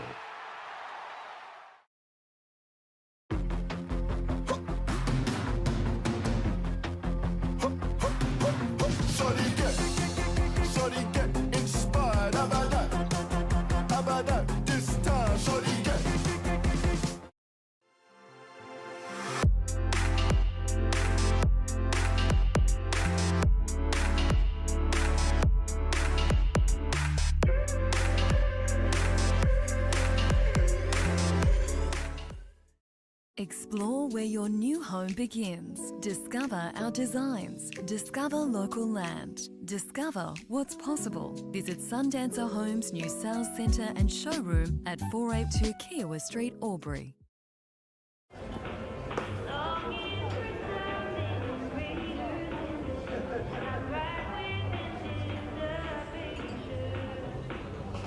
I reckon I'll go mid. Carlton Dry 3.5. Embrace the mid.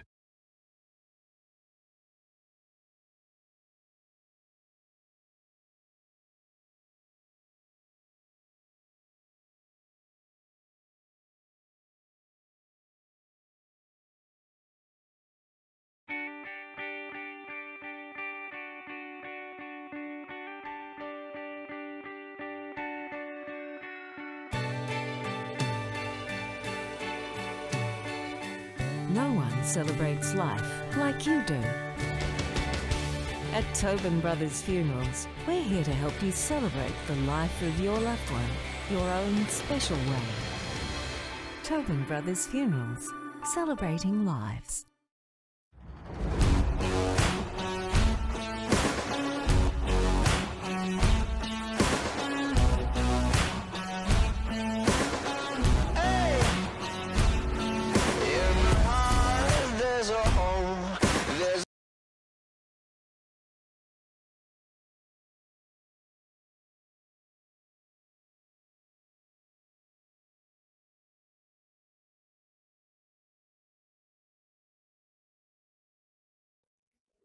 Adroit Insurance and Risk, your local insurance advisor, able to tailor insurance programs to support your business. And we're proud to support our local community.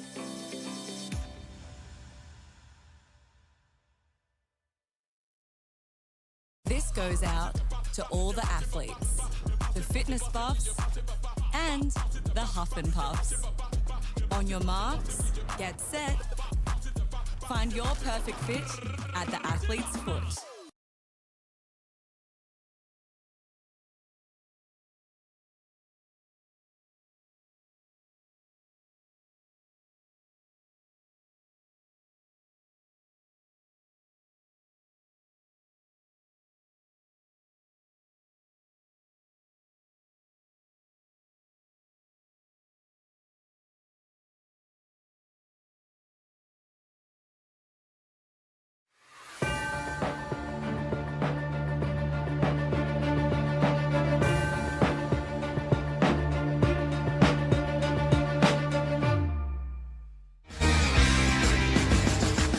Yes, welcome back to the Lavington Sports Ground, where we are having the halftime show for Elders Rural. And we're seeing a bit of a one-sided affair here where the Lavington Panthers are getting a bit of a football lesson from the Wodonga Bulldogs. 10-8-68 to 3-4-22 in favour of the Wodonga Bulldogs, and an absolute dominant display of football in every facet of the game. And to be fair, the Lavington Panthers haven't been allowed into the contest, and my cohort here, we're going to try and decipher what just happened and what can happen in the second half. David Wink, what did you make of that first half, my friend?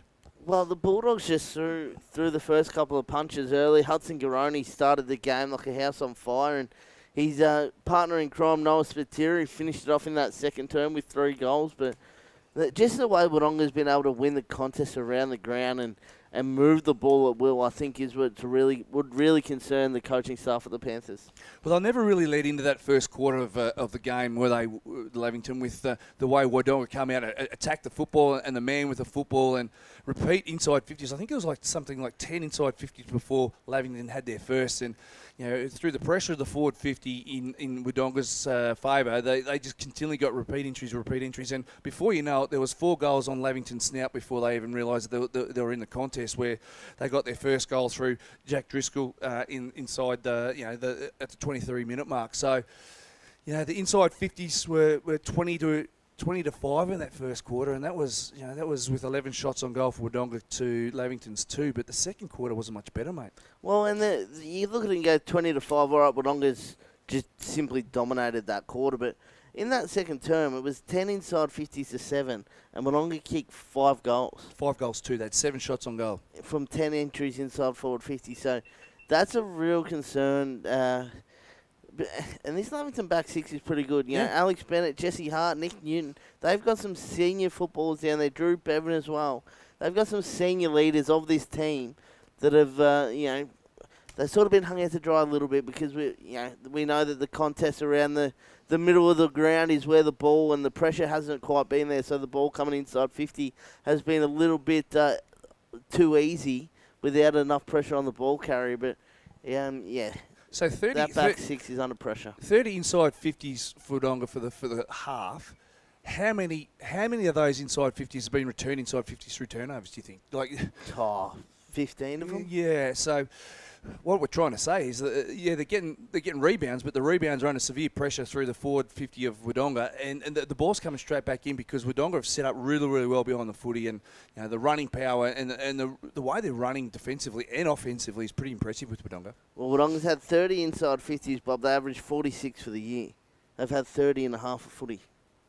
So that just tells you that the pressure that they're putting on, and they're just controlling. The ball's been played in their half of the ground for this first half and have really dominated. Lavington would be shocked at what they've put up in that first quarter, I'd imagine, because they're a pretty proud football club and a proud side. And Adam Snyder's a very proud individual, and he would not be happy down there at halftime, I wouldn't imagine. So the stats tell me that they've upped the pressure through the middle of the ground because they've halved the inside 50s from Wodonga, but they haven't improved on their own inside 50s with only the 7. So the ball for us to as analysts, the game's in between the two arcs for majority of that quarter, but Wodonga just seemed to, their run from behind the football is really, really impressive. There's been numerous times where they've rebounded the ball inside 50 with numbers behind the footy, but yet they're running in waves and creating space for Spiteri and Hudson-Garoni just to run wild in that forward 50. They are. Now, I don't know if they've got that Noah Spiteri matchup just right at the moment, but I'm not sure what other options that they have, but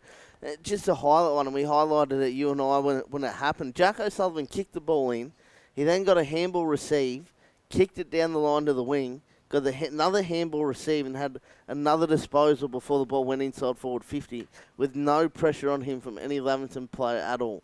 I think that highlights what the game has been like, and the gut running that Wodonga's been putting it down. It comes from their leaders too, like Matt Wilson, Tommy O'Sullivan, Adam Jorgensen. These guys are just gut running both ways at the moment. And Charlie Morrison had a chance to knock it over for a rush behind, chose to keep the ball in play, kicked it out here, and then the ball went straight to the middle of the ground, and Wodonga went down and had a shot on goal within 15 seconds of Charlie stopping that ball from. He could have easily rushed it over the behind line and reset, but they're taking the game on, they're running and carrying, and they're doing it both ways.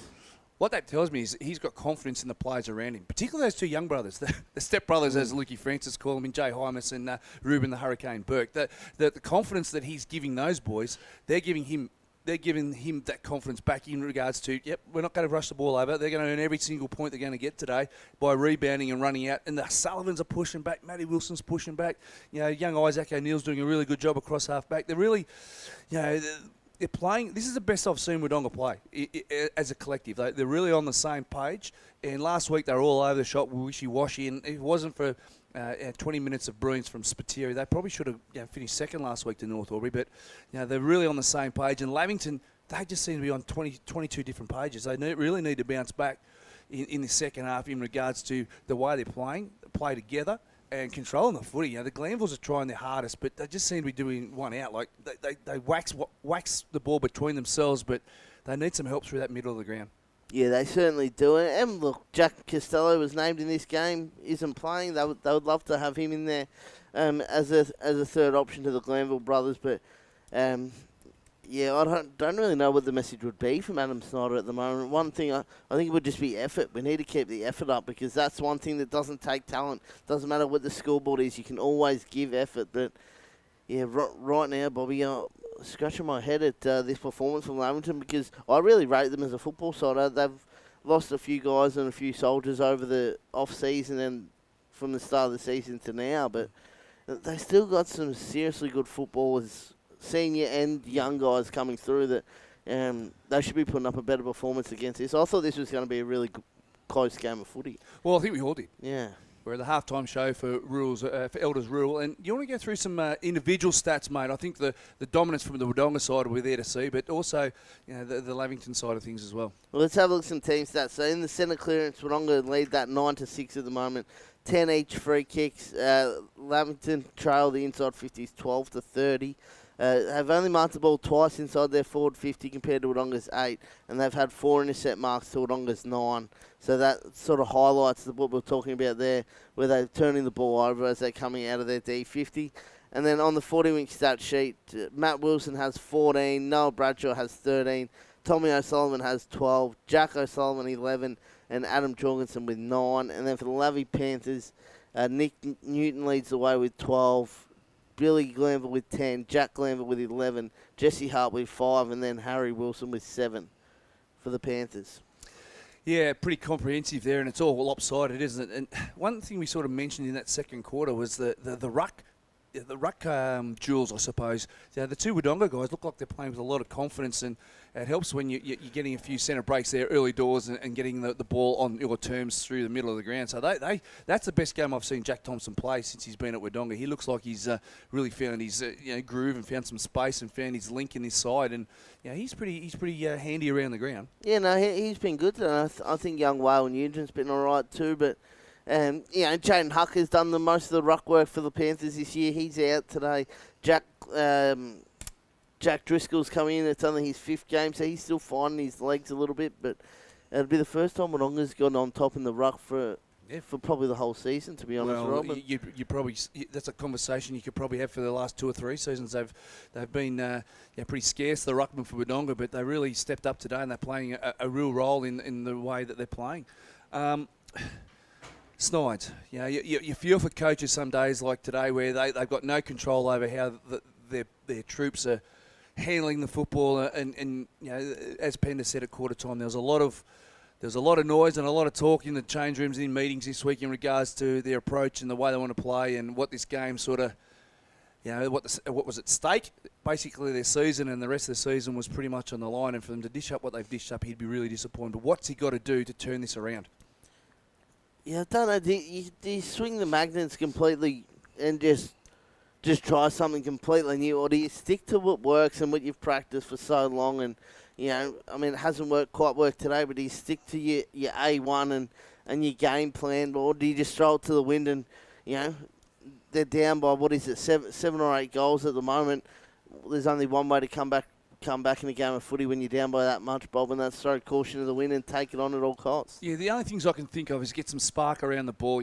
Does Lizard go inside? Does the Glanville boys play a different role? Do we get some, does Newton go into the middle where he can break the line? Does Ryder Corrigan sort of play a line-breaking role? You're right. You don't want to flip the magnets holus bolus as the umpires and the teams come on board, but you want a response and you want a bit of a change, won't you? You certainly would. I really like Nick Cedric. He looked like he had a little bit of fire in his belly in that second term, so maybe get him around the ball a little bit more.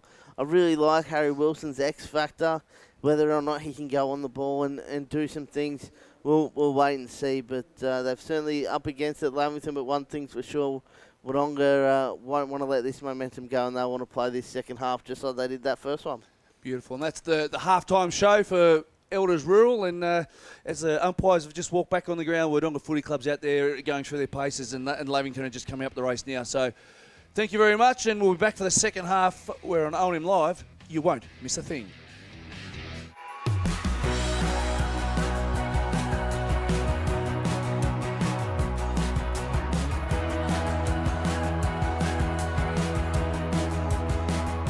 SS&A, this is your place. All right. I love you. Have a good shift. The all-new Nissan Navara, built for the grid shift.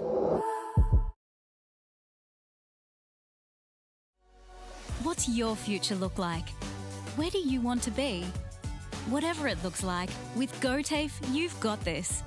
Get real skills for real jobs and careers right now. Search GoTAFE today. The Ovens and Murray Football League is proudly sponsored by Opal. Thinking packaging? Discover Opal.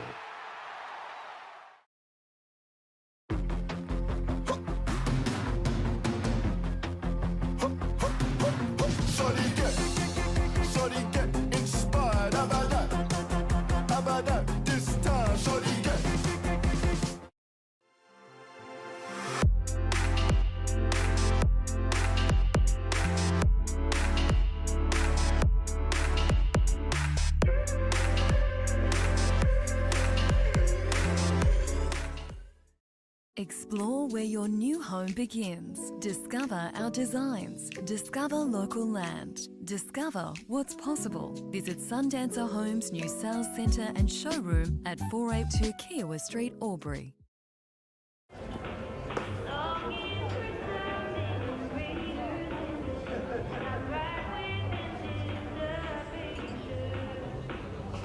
I reckon I'll go mid. Carlton Drive 3.5. Embrace the mid.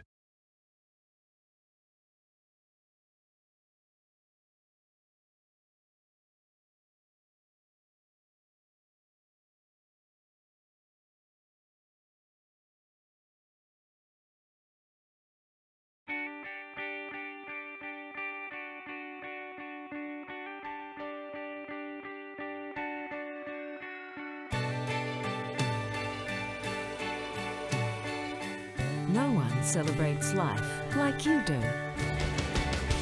At Tobin Brothers Funerals, we're here to help you celebrate the life of your loved one, your own special way. Tobin Brothers Funerals, celebrating lives.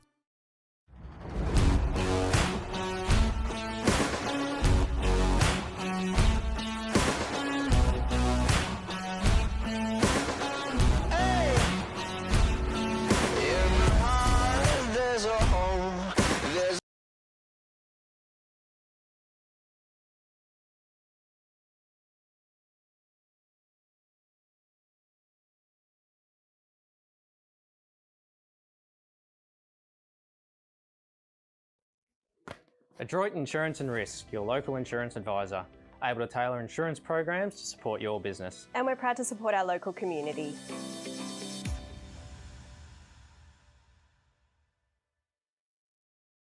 This goes out to all the athletes, the fitness buffs, and the huff and puffs.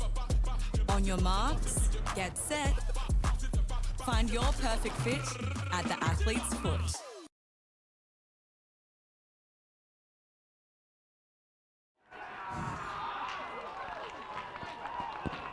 This shits me. I'm sorry.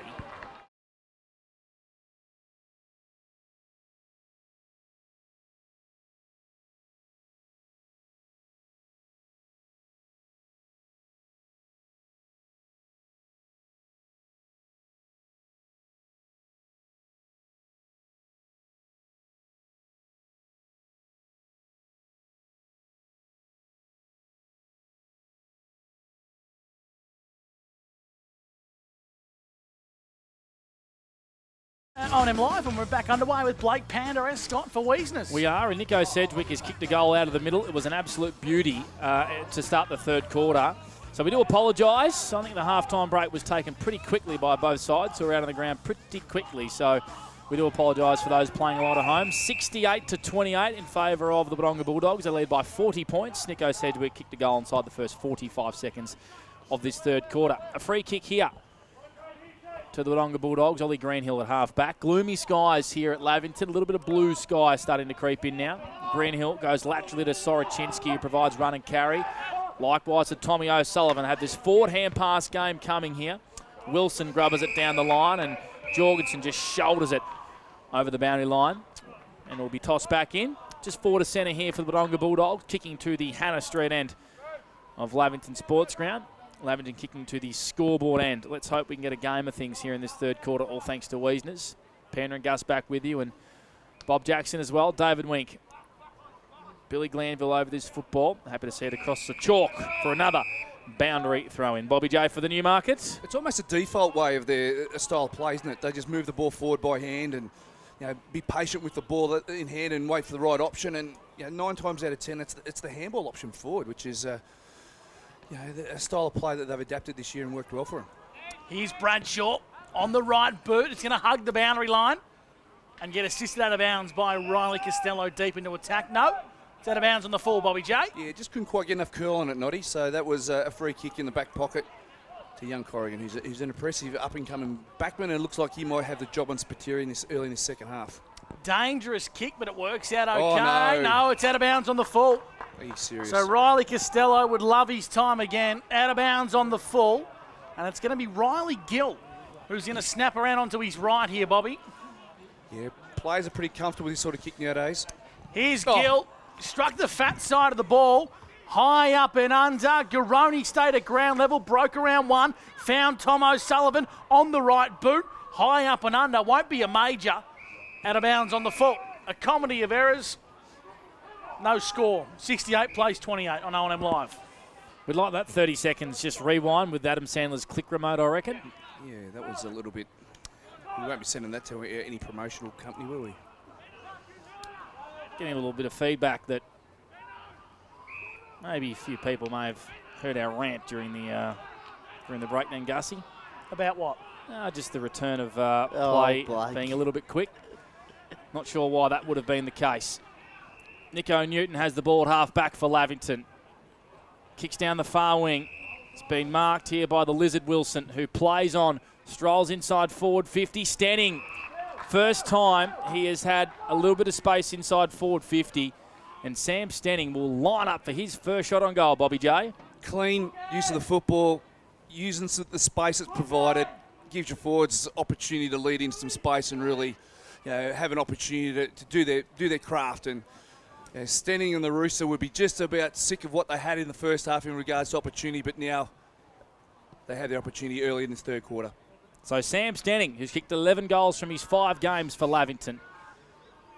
Stuttering little approach. Now he gets momentum and he puts it through. Lavington with 2 goals to start the third quarter, and all of a sudden it's back to 34 points. 5-4, playing 10-8.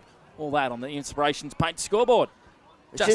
Okay. Just the third mark. Lavington have taken inside forward 50, and we're, what are we, sort of 6-7 minutes into the third quarter. So that's one area of their game that they want to, you obviously get a set shot when you take the mark inside 450, but they need to create space just like that there for Sam Stenning and the Rooster to come out, take the big clunk, and go back and have a shot. So back in the middle of the ground, 2 goals in the opening term here. First time the Panthers kick back-to-back goals, Bobby.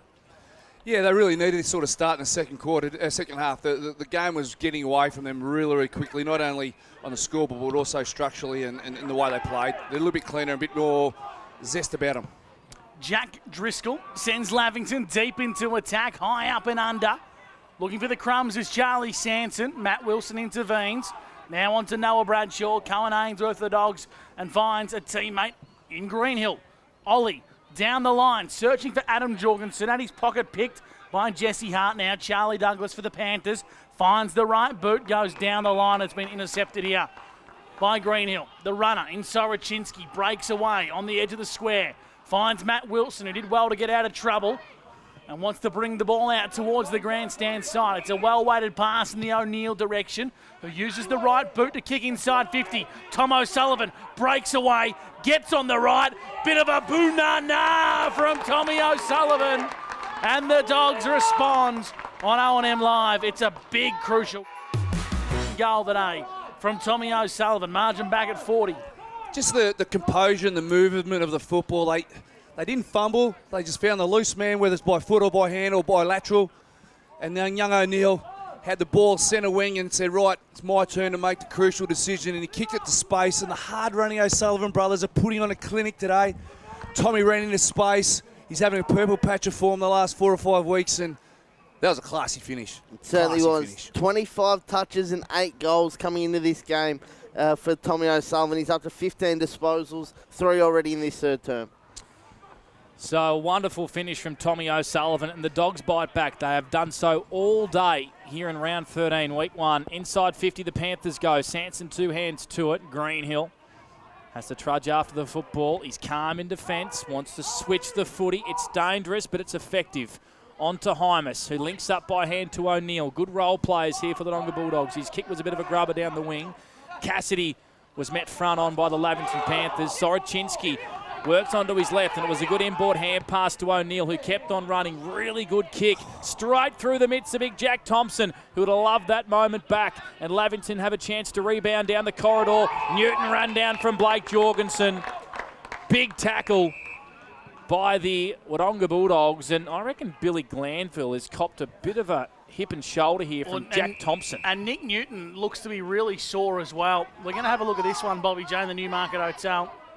At first glance, I thought it was a bit of collateral damage, but we'll have a look here on the replay. There's a little bit of remonstration with Jack Thompson and big Jack Driscoll, so we'll just see it on the replay here right now. He's a big cumbersome sort of lad, Jack Thompson, isn't he? Just got driven into the ground, and yeah, I don't think it was anything untoward. Billy Glanville won't win an Academy Award anytime soon, Panda. Jorgensen into the pocket to a 1-on-2 looking for Spitzy. He can do the magic, but that was a big task. Jorgensen ripped down high, was he? No. It was a great tackle. It was by Riley Costello.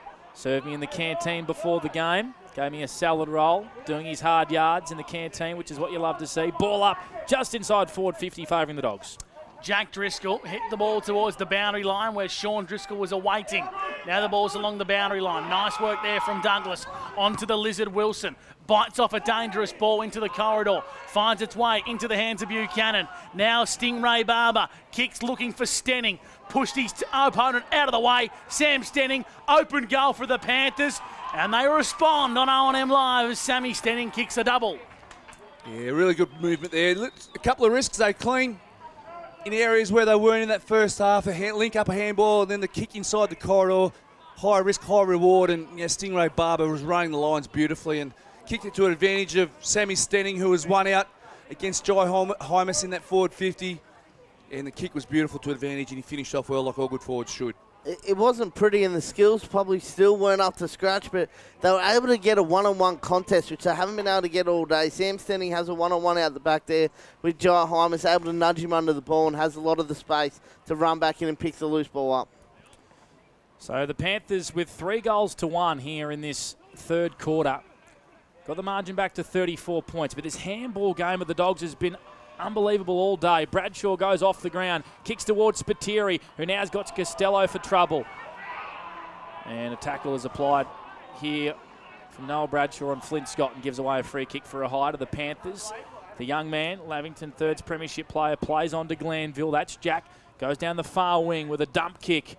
Coming across and affecting the spoil there was Burke. Bit of work to do here for young Johnny Dove. Kick down the line though, finds Ainsworth, who can get it and can go. Takes a bounce, gets around hard, does he? Just breaks the tackle. Links up well here to Blake Jorgensen. Left foot kick tied up against the boundary. Oh, getting hands to it there and resting forward was Cooper Garone. He got in the way of his brother. Hudson won't like that. Lavington under defensive pressure here. Jorgensen gets the ball now. Blake breaks the tackle. Snaps tight against the boundary. Garone.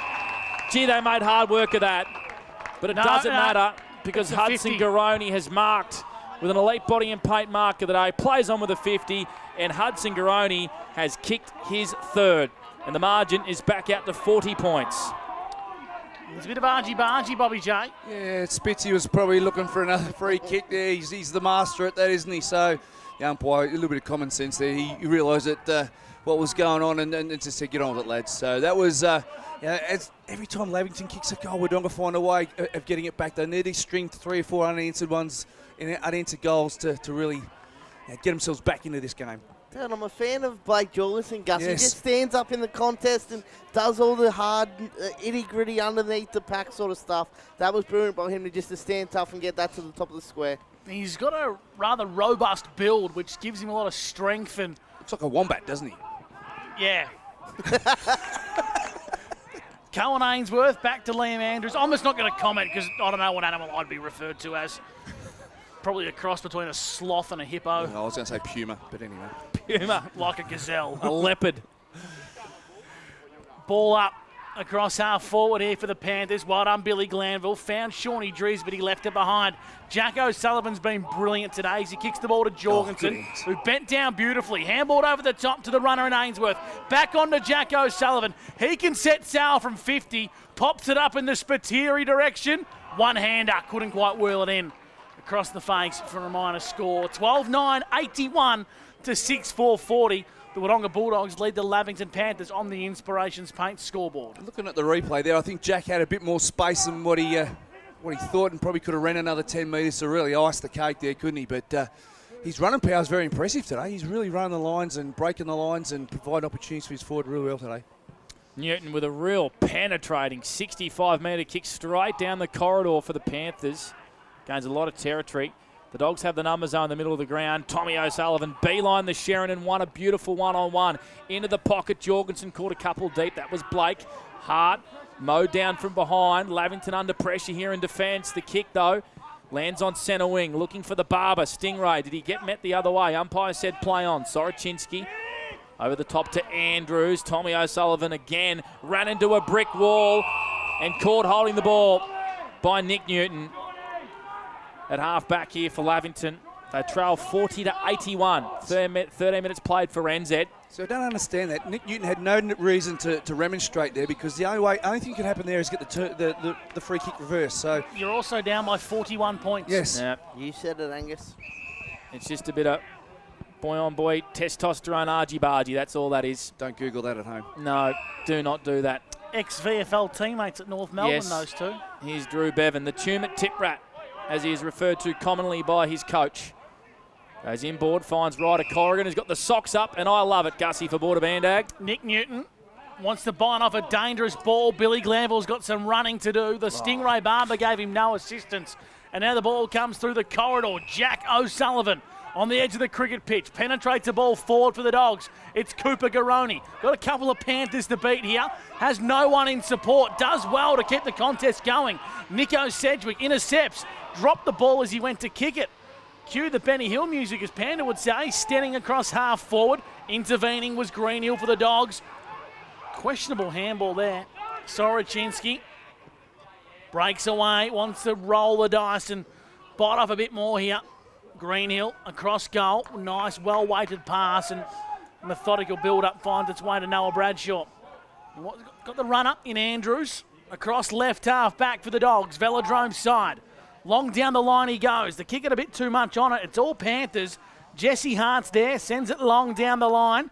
Andrews against Glanville. Well, Billy, you're going to win the Academy Award for that one. You've won yourself a free kick on centre wing for a high. That he does. So the Panthers with the ball out there on the far wing. Thoughts in the third term so far, Bob Jackson, for the Newmarket? Yeah, it's a little bit of a to and fro, but just still feel as though Wodonga are in control. Lavington trying a lot harder, and they seem to be cleaner with the footy, but yeah, here they are changing lanes, which I don't mind because they've got to keep trying to do this to get back into the game, whereas in the first quarter they really struggled to string 2 or 3 possessions together, whereas this passage of play itself is 4 or 5 touches deep. Winky, we're halfway through the third quarter. What are some of the 40 winks for us? Well, the Bulldogs have had 7 inside 50 to 5 in this third term, so it's pretty even. Wodonga just hitting the scoreboard when they go inside. They've probably linked up about 12 marks here, Lavington. This is the best they've looked all game. Charlie Sanson with a money ball inside 50, just missed the Rooster on a lead. And Morrison sweeps up for the Dogs in defence. Wants a 1-2 with Greenhill, who faked. And then went out to the far wing, finds Garoni, down low, really clean hands onto Riley Gill, providing run and carry as he's done all day. Looks for Jorgensen down the wing. And it's out of play for a boundary throw-in. Around the grounds for Ray White, Wodonga at Marvel Stadium. The Saints 12-80 to Port Adelaide 10-12-72. David, what's your best 40 winks? Tommy O'Sullivan, he's on fire. 5 disposals in this third term. He's up to 16 for the match.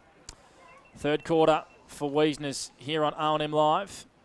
Good tap there from Nugent. Down to Bradshaw, roving beautifully. Ainsworth inboard hand pass to Wilson. Lightwise flicks it out wide here to Cassidy. Flying shot on goal. It might land out all right here for Garoni. Bennett wins an important one-on-one and punches it across the line for a minor score. The Dogs move to 12-10-82. Lavington 6-4-40. The margin's at 42. 16 minutes played for NZ. Jesse Hart has the ball in front of the Hartley stand. Hasn't had a dominant display, Hart, today. Newton's been good, gets the ball on the give and goes, finds a teammate in Baxter Wilson. Now coming through is the Stingray. This has been his best senior game I've seen him play. On centre wing, retreats via hand. He finds Nick Newton, stops, props, wants to find the right option, has one now. Binding off more than he can chew was Buchanan. Turned the ball over. Blake Jorgensen heard the voice of Sorochinsky on the wing. Gets it on his right boot. Centering ball. Bob Jackson for the Newey. Talk us through it. Just the Lizard got a little bit of late on Matt Sorochinsky there, and he's not real happy, Matty, but you can't be tapping him on the head, young fella. That's another 50. It's going to be a double. Just silly, young man. Silly. Silly young man. So Spiteri's going to get marked to the top of the goal square. Pandy put this one down for another one for Spitzy. And I reckon Spitzy's going to want to run up the ground and get involved in the dust-up.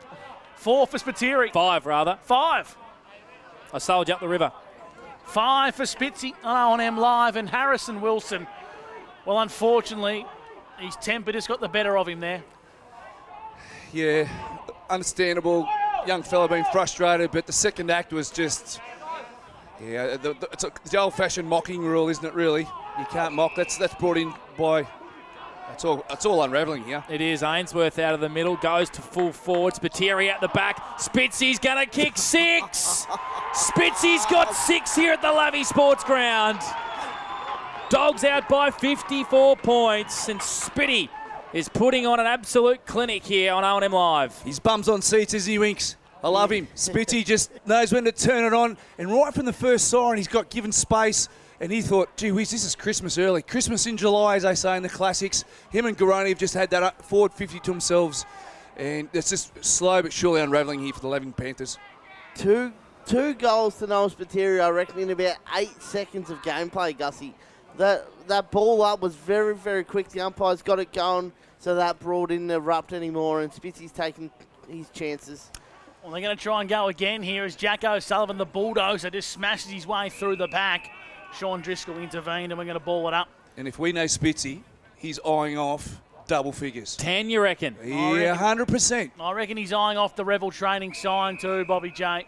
Yeah, he'll be meeting me at the gate, that's for sure. Now, Jared Twitt, who coaches the Bulldogs, is also the owner of Revel Training. He is. He has said to me, under no circumstances is Spitzy allowed to win the award. Give it to him. Well, you're going to have a hard case to answer for today. Bradshaw found Tom O'Sullivan.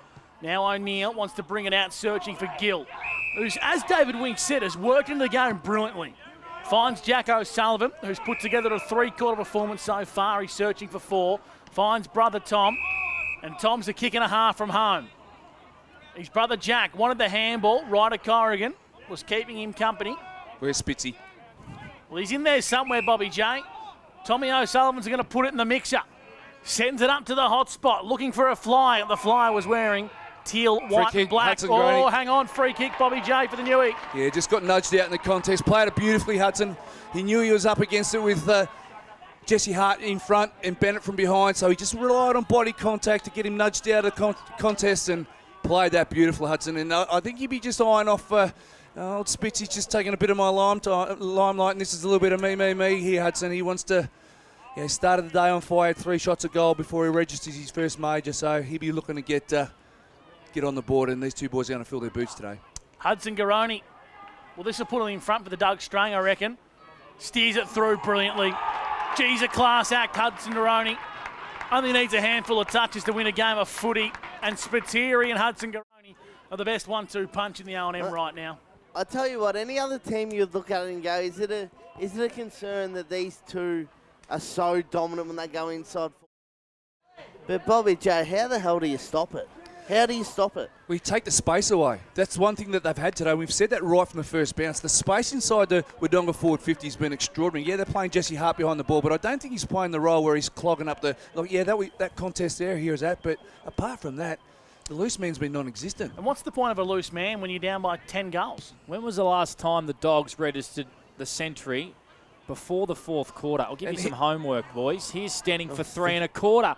Snapping around the corner and kicking it out to bounds on the full. And in turn, the loose man for Wodonga is Matty Wilson. So bang for buck. Who has had 20 disposals and creating all the run for Wodonga behind the footy. 3rd quarter for Wiesners, and the Dogs have a century before 3/4 time. Tell you what, if Garoni and Spiteri got off the chain in the final, they will do some serious damage in September, the Dogs. They are eyeing off Myrtleford's 3rd spot. Percentage is going to be key, and they lead by 60 points at the 21st minute mark for NZ 3rd quarter. Just had a quick look, Panda. They've only kicked 100 points once this year, and it was round 1 against Cora where they kicked 18 goals, 10, 118. And they've got 100, as I said before, 3/4 time here. Jack O'Sullivan and Sedgwick giving each other a little bit off the ball here, as applying forward pressure here is Charlie Sanson on Matt Wilson. He's played that beautifully, Matty. He was in all sorts of trouble. There was a holding the ball decision going against him, and he just handballed it to himself and then kicked it to himself until the troops arrived and they got a restart. So that was well played. Ball up on the forward 50 here for Lavington. Tommy O'Sullivan's clearing kick was partially smothered. Clever little tap on from Isaac Cassidy. Trickles over the line right in front of a happy Dogs bench, who lead by 60 points. David Wink for 40 Winks. They certainly do. Tom and Jack O'Sullivan running rampant. Jack's had 6 disposals. Tom's had 8 in this 3rd term line. Brilliant boundary throw in from the men in green. The Bulldogs get the ball inside forward 50. High up and under. Jesse Hart went the double fist. Could have marked it. Now the Lizard Wilson got some work to do as the Panthers head out to the Velodrome side. In pursuit of this one is Johnny Dove for the Bulldogs. Jack Glanville got the handball away in towards a bit of space. Found a runner. Now the ball comes in board to Billy Glanville. How many numbers for Billy on the 40 Winks? Only the 13 for Billy so far. Wants to come out to the grandstand side of the Lavington Sports Ground. He's got Buchanan on the edge of the square. The runner's Bennett, who's broken off from Garoni. Sends it inside 50, top of the square for the Panthers. Big contest formed. The Stingray had a go at that one. Sam Stenning head over the football. The Panthers have numbers loose out the back, but Jai Hymas applies a strong tackle. We're going to ball it up 15 metres out from Panthers goal at the 23.5 minute mark for NZ. Trail 100-40 for Inspirations Paint. Do the Panthers. Kicked the first couple of goals here in this 3rd quarter, but it's been one-way traffic since. Dogs with the last 4. Spiteri and Hudson Garoni got 6 and 4 apiece. Here's Matt Wilson linking up with Noel Bradshaw, who's provided run and carry all day. Likewise as Jack O'Sullivan. Look at him run through the middle of the Lavy Sports Ground in waves. O'Sullivan out wide once again to Garoni. This is Hudson. Surveys his option inside 50. Spiteri on the juggling mark. Just too far out to score for Spitzy. No, it's not. Who's lining up for 7. Candy Sells a little bit of candy, and Riley Costello said, no sirree, not on me, Spitzy. And Costello with an elite body and paint player of the day. Lavington play on quickly with a free kick. Glanville points to where he wants his teammate to run. And then kicks in ball to Nico Sedgwick, who can get and go for the Panthers. Handball over the top to Shawnee Drews. Shawnee Drews gives it back to Sedgwick. Now Big Jack run down. Big impact from Bradshaw. Jack Glanville got 2 to beat. Fumbled at the crucial moment. Oh, the beautiful. Dogs are running forward. Here's Garoni. It's Cooper. Finds Brother Hudson in space. Good, strong hands. He got a bit of a contest coming through late from Alex Bennett. He made him earn it. And Hudson Garoni just had too much space. All running to Noah Bradshaw for that contest in the middle of ground. Noddy on the ruckman. Big Jack O'Driscoll. Split him up the side. Turn the footy over. And just the handball, just a link up by hands is so impressive by Wodonga today. Just their confidence to run in numbers and link up by hand. And this big fella, Hudson Garoni, going for his 5th. He's the recipient of most of those. 25 metres out, call it straight in front. He sneaks it through. He made the goal umpire work. The Bulldogs 16-10, 106 to Lavington, 6-4-40. The Bulldogs are scintillating, Bobby J. That's 6 goals for the quarter, 6 goals to 3. It's an absolute goal-a-thon here today. This is fantastic. Albeit the gap's not what we wished for at the start of the day, but gee whiz, there's been some exciting passages of play. And the 2 superstars for Wodonga are really filling their boots today. How many goals did you say in this quarter, Bobby? 6? 6. So they kicked 5 goals from 10 entries into the second, and they've kicked 6 goals from 12 entries in this third term. And those great. 5 goals you speak of, Winky, 2 to Spiteri and 3 to Garoni. So 5 of the 6 between the 2 big boys. Glanville trying to find Sedgwick in a little bit of space. Sean Driscoll with pace here for Lavington. Inside forward 50 with a high up and under. Stenning caught out the back of the contest. The Rooster in amongst the action. Putting his head over the pill there was Cook. And we got a ball up just inside forward 50 here for Lavi. I just can't work out how Lavington are still bombing it inside 50. They've got +2, if not +1 behind the ball. So the Bulldogs have got +2 as well. They've got to have better entries. Cook grabs it out of the ruck and jams it on the boot straight away. Kicks the ball to full forward. Rooster, just a little bit of separation. Plays on straight away and kicks a Sunjan goal today. The Dogs are saying touched here. Yep, and the field umpire's getting involved. So the Dogs are saying touched. The Roosters kicked a goal, and it's been given a goal. The 2-finger salute for Lavington, and they bring the margin back to an even 10 goals, 46 to 106, and that is the Roosters' second. Much needed goal. They just need to build some confidence out of the rest of the stuff. No, that's not right either. They just need to play some better football, don't they? They just need to move the ball, control the footy. That was an ugly inside 50, but Rooster, it's been a frustrating day for both Rooster and Stenning today. The inside 50s have been poor. No quality of ball coming in for them to do their thing, and they'll be sitting there watching Spiteri and Garoni getting spoon-fed all day. They'll be really frustrated. You mentioned the Doug String race before, Gussie. They were 43 apiece, I think, coming into today. So, Garoni is now a couple clear of the Rooster. And we get a new ball, David Wink for 40 Winks. We certainly do, Angus, and this has been an absolute onslaught in this second term. 12 inside 50s to Wodonga Bulldogs to the 8 of the Lavington Panthers, but it's the midfield. Noel Bradshaw, 10 disposals. Tommy O'Sullivan and Jack O'Sullivan, 8 disposals. And Matty Wilson has had 6 himself. And here they come again, right on cue. Matt Wilson heard the voice of Riley Gill, just needs a clean pick-up, got taken high. Umpire spotted it, and Riley Gill have a set shot from 45 on a 45-degree angle, kicking to the Hannah Street end. They're not getting much right, are they, Lavington? They're just making mistakes. Simple tackle there, just sliding high when it was around the waist type sort of scenario for him to take the tackle there. But nothing seems to be going right for the Lavington Panthers today, and it's unravelled pretty much since the 11-minute mark of this quarter. I feel like Wodonga's intensity is finals-like and aggressive, whereas Lavington have just been overzealous and sloppy. Yeah, you've nailed it there. Here's Riley Gill. He'll take his best for distance. A bona fide senior player this year. Riley Gill steps up to the plate.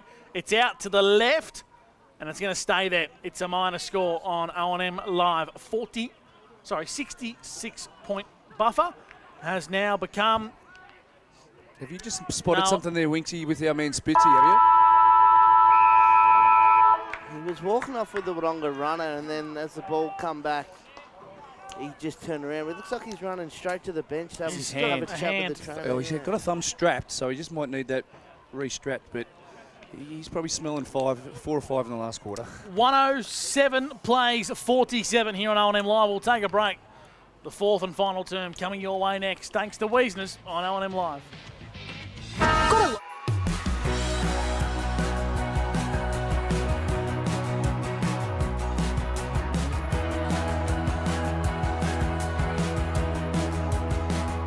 SS&A, this is your place. All right. I love you. Have a good shift. The all-new Nissan Navara, built for the grid shift. What's your future look like? Where do you want to be? Whatever it looks like, with GoTAFE, you've got this. Get real skills for real jobs and careers right now. Search GoTAFE today. The Ovens and Murray Football League is proudly sponsored by Opal. Thinking packaging? Discover Opal.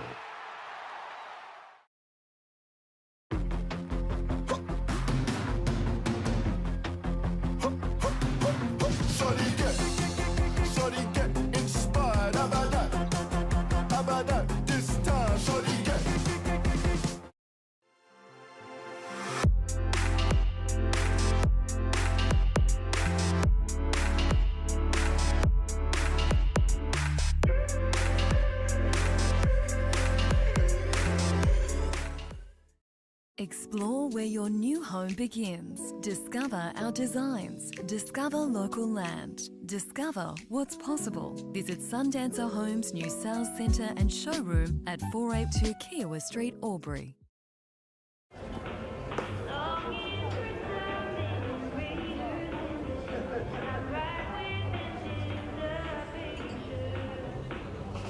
I reckon I'll go mid. Carlton Dry 3.5. Embrace the mid.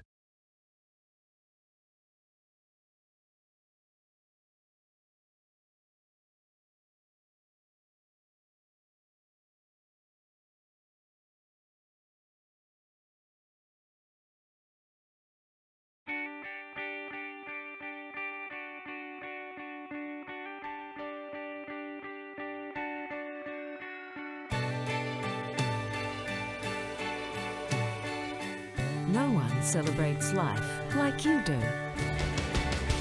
At Tobin Brothers Funerals, we're here to help you celebrate the life of your loved one, your own special way.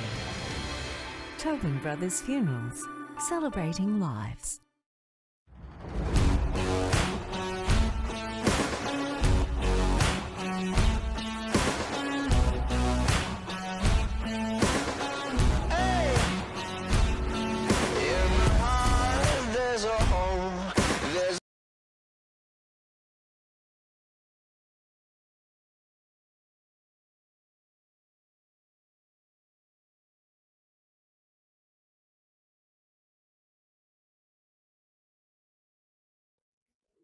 Adroit Insurance and Risk, your local insurance advisor, able to tailor insurance programs to support your business. And we're proud to support our local community.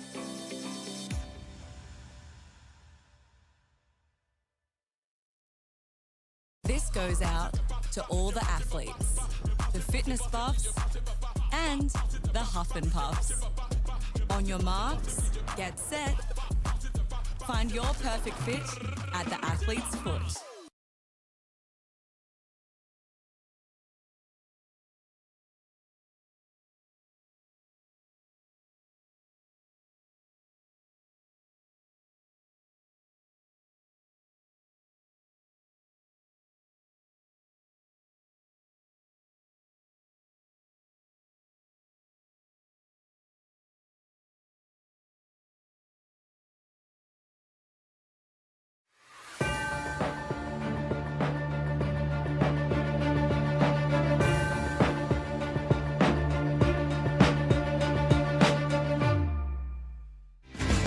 Welcome back to 1494 2AY with O&M Live and on Snap Print Solutions, O&M TV. Gus McLeod, David Wink, Bob Jackson and Blake Panderescott with you. Winky, give us the quarter's best here on OM Live. Thanks to the team at Hotondo Homes. Oh, it was the Noah Spiteri show in that third term, along with Hudson Garoni. Those two really took it down. We go down to Bobby J on the boundary. No, not quite yet. Not quite. I thought he was pointing down. And then for the Lovey Panthers, Nick Newton's had 20 disposals for the match. He had 8 of those in the third term.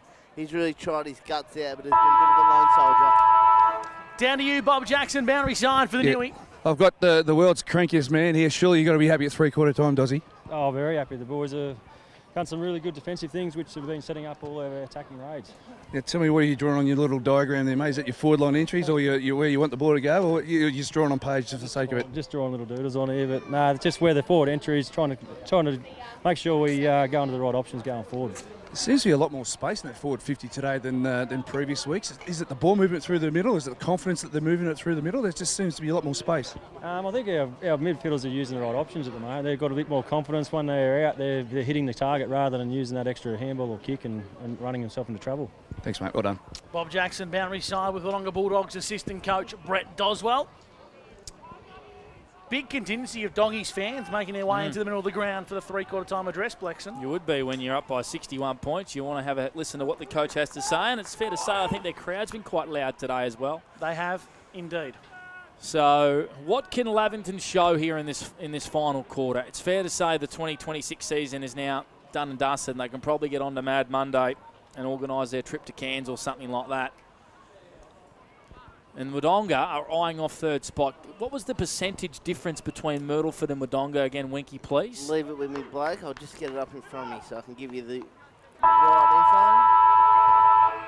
And we're underway here in the fourth quarter. All thanks to the Great Outdoors. You get out there and see Churchy and the boys at the Great Outdoors, the exclusive Weber dealer. Surely lightning doesn't strike twice. Sedgy kicked a goal out of the middle in the third quarter. Sits as one at the top of the goal square. The Rooster got 2 hands to it. Wasn't able to claim the mark as Wodonga clear. It's going to come back though. The Lizard Wilson bounced off his chest. Finds Sedgwick working hard at ground level. They retreat outside their own attacking 50 here. Lavington. Newton off a step with a bullet onto the chest of Ryder Corrigan, who plays on another bullet into Stenning. Sticky mitts. Great dukes from Sam Stenning, who kicked 2 goals in that third quarter, and Lavington kicked the first goal of the fourth quarter inside the first 60 seconds. All I can say is where was that confidence with ball in hand in the early part of the game? Newton to the middle of the ground, bullet-like, and then the pass inside 50 at the same bullet-like. Where was that when the game was really needed? Look at the response and look at the result of it. Stenning got a shot a goal. It's it in front. So as I said, Stenning got going in that third quarter with 2 majors. Kick on the way is a bit of a floater. It's a sidewinder, but it does not matter how they go through, and that is his third goal of the day for the boy from Colin Gully Wagga, and the margin is back to 55 points here on OM Live. That percentage you were asking for, Blake, 19% Myrtleford have over Wodonga at the moment, 131 Myrtleford, 112 the Wodonga Bulldogs. So they'll be on off a little bit of a booster here, I suppose, just in case that things get tighter further down the track. Well, that's got to be the memo for the Bulldogs here, that they cannot take their foot off the gas, because taking their foot off the gas could cost them a double chance in finals, Bobby J. And one thing we've mentioned the last couple of weeks is we're looking for maturity out of the Wodonga Bulldogs. The last couple of years they've coughed up games purely because they just don't know how to do it. And now the last couple of weeks they've showed real maturity, and they've maturity with ball movement today. Here's Sedgwick kicking to the hot spot. Oh! Ruben Burke, elite body and paint. Mark of the day, and Bobby J, you're pretty happy with that one. Yeah, the Hurricane. He made a mess of that one, didn't he? The big fella. He's really grown before our eyes. Bobby, I do need to ask where Hurricane comes from, because I don't know if everyone else calls him the Hurricane. I think Bob's just made it up and run with it, boys. I have not made it up. Bobby gets intel on nicknames. Ruben Hurricane Carter was a famous boxer back in the day who got wrongfully found guilty for a murder in America, and he was a world championship boxer, and his nickname was Ruben the Hurricane Carter. Now, but do they refer to him as Hurricane at Wodonga? Or they will now. They will now.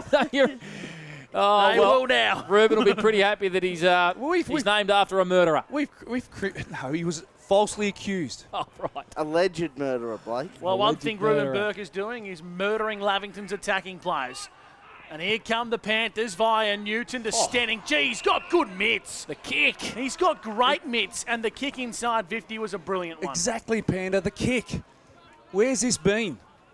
They'll be absolutely spewing in the box, knowing that this is there to be seen, and maybe moving Newton further closer to the goals. I think he might be playing across the centre of the ground. Okay, his entry inside 50 might be the difference or the catalyst that they needed early doors.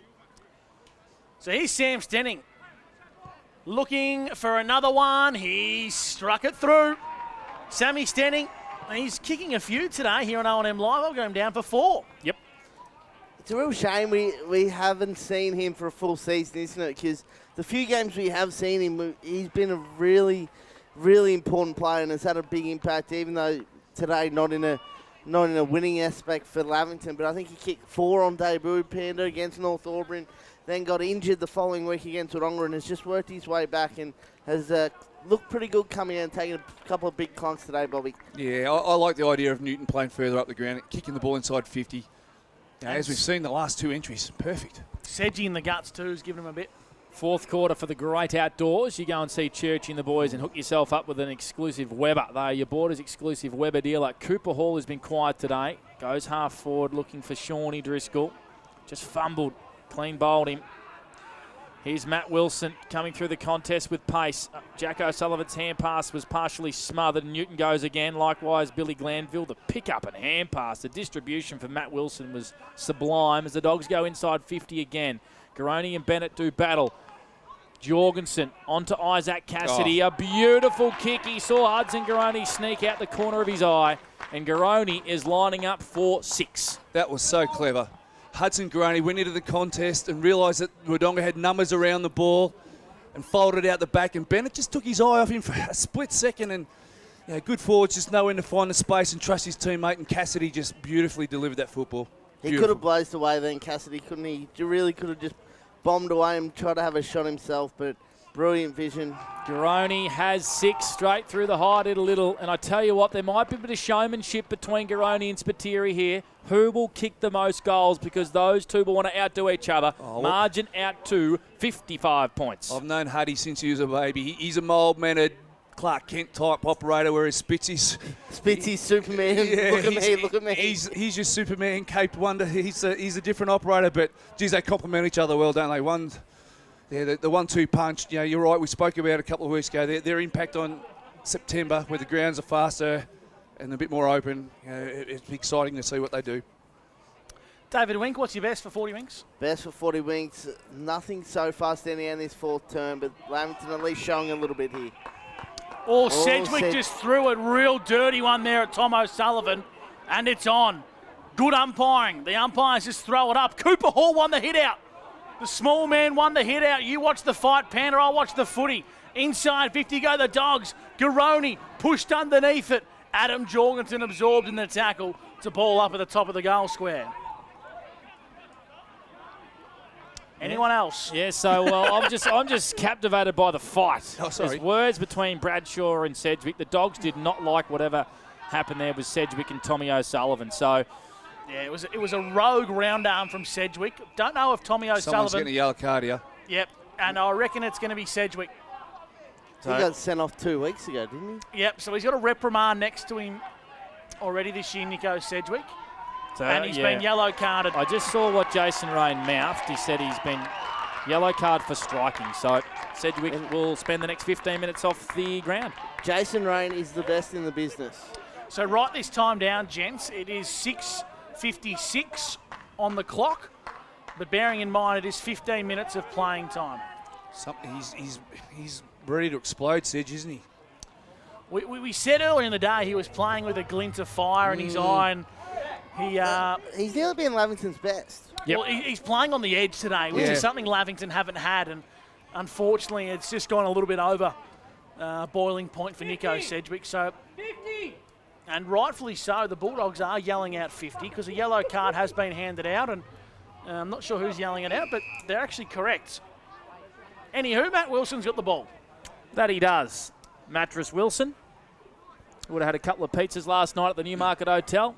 Here's Wilson. This is going to go from downtown 50. Oh. Mongrel floater punt, top of the goal square, and assisted through by Jesse Hart. That's the 4th or 5th time Jesse Hart has gone to the double fister today, Bobby J. Yeah, whether that's a confidence thing or just the defensive mindset I'm not sure. I'd love to see Mark. He's a big, strapping young man and has a presence. Oh, my Lord. Oh, no. Fumbling out of the kick in there was Nick Newton. He wanted the give and go, and Wodonga Bulldogs swoop. Good tackle from Jack O'Sullivan as O'Neill was going to have a flying shot on goal. In fact, it was Tommy O'Sullivan. And Jack Glanville providing good defensive support for the Lavington Panthers. Here's Nick Newton. Had a good last term. On to Jack Glanville. Here's this run and carry. They just haven't been able to produce all day, Lavington. Jack Glanville in his own defensive 50. Out on the far wing. Overrunning the football was Sanson. And tracking after the pill, here is Ruben Burke, who took a couple of wonderful intercept marks in the first quarter.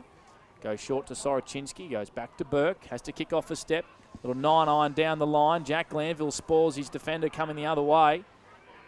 Retreats back to his brother, though, providing support. He goes short to Jack Driscoll. Called to play on. Wasn't the required 15. Inboard kicky to Newton. Likewise, that wasn't 15. So the umpires have been consistent today. And we have a ball up. Was that in slow motion, Panda? It looked like it was just in rewind and half dubbed or whatever they call it in the classics. A ball up. Half forward here for Wodonga. Billy Glanville with the clearance down the wing. Big fist here comes from the Dogs. Soroczynski tries to keep the footy in, runs out of room. And we have a boundary thrown out on the far side. And we got a bit of chatting between the coaches' boxes here. Not overly impressed with a few of the happenings.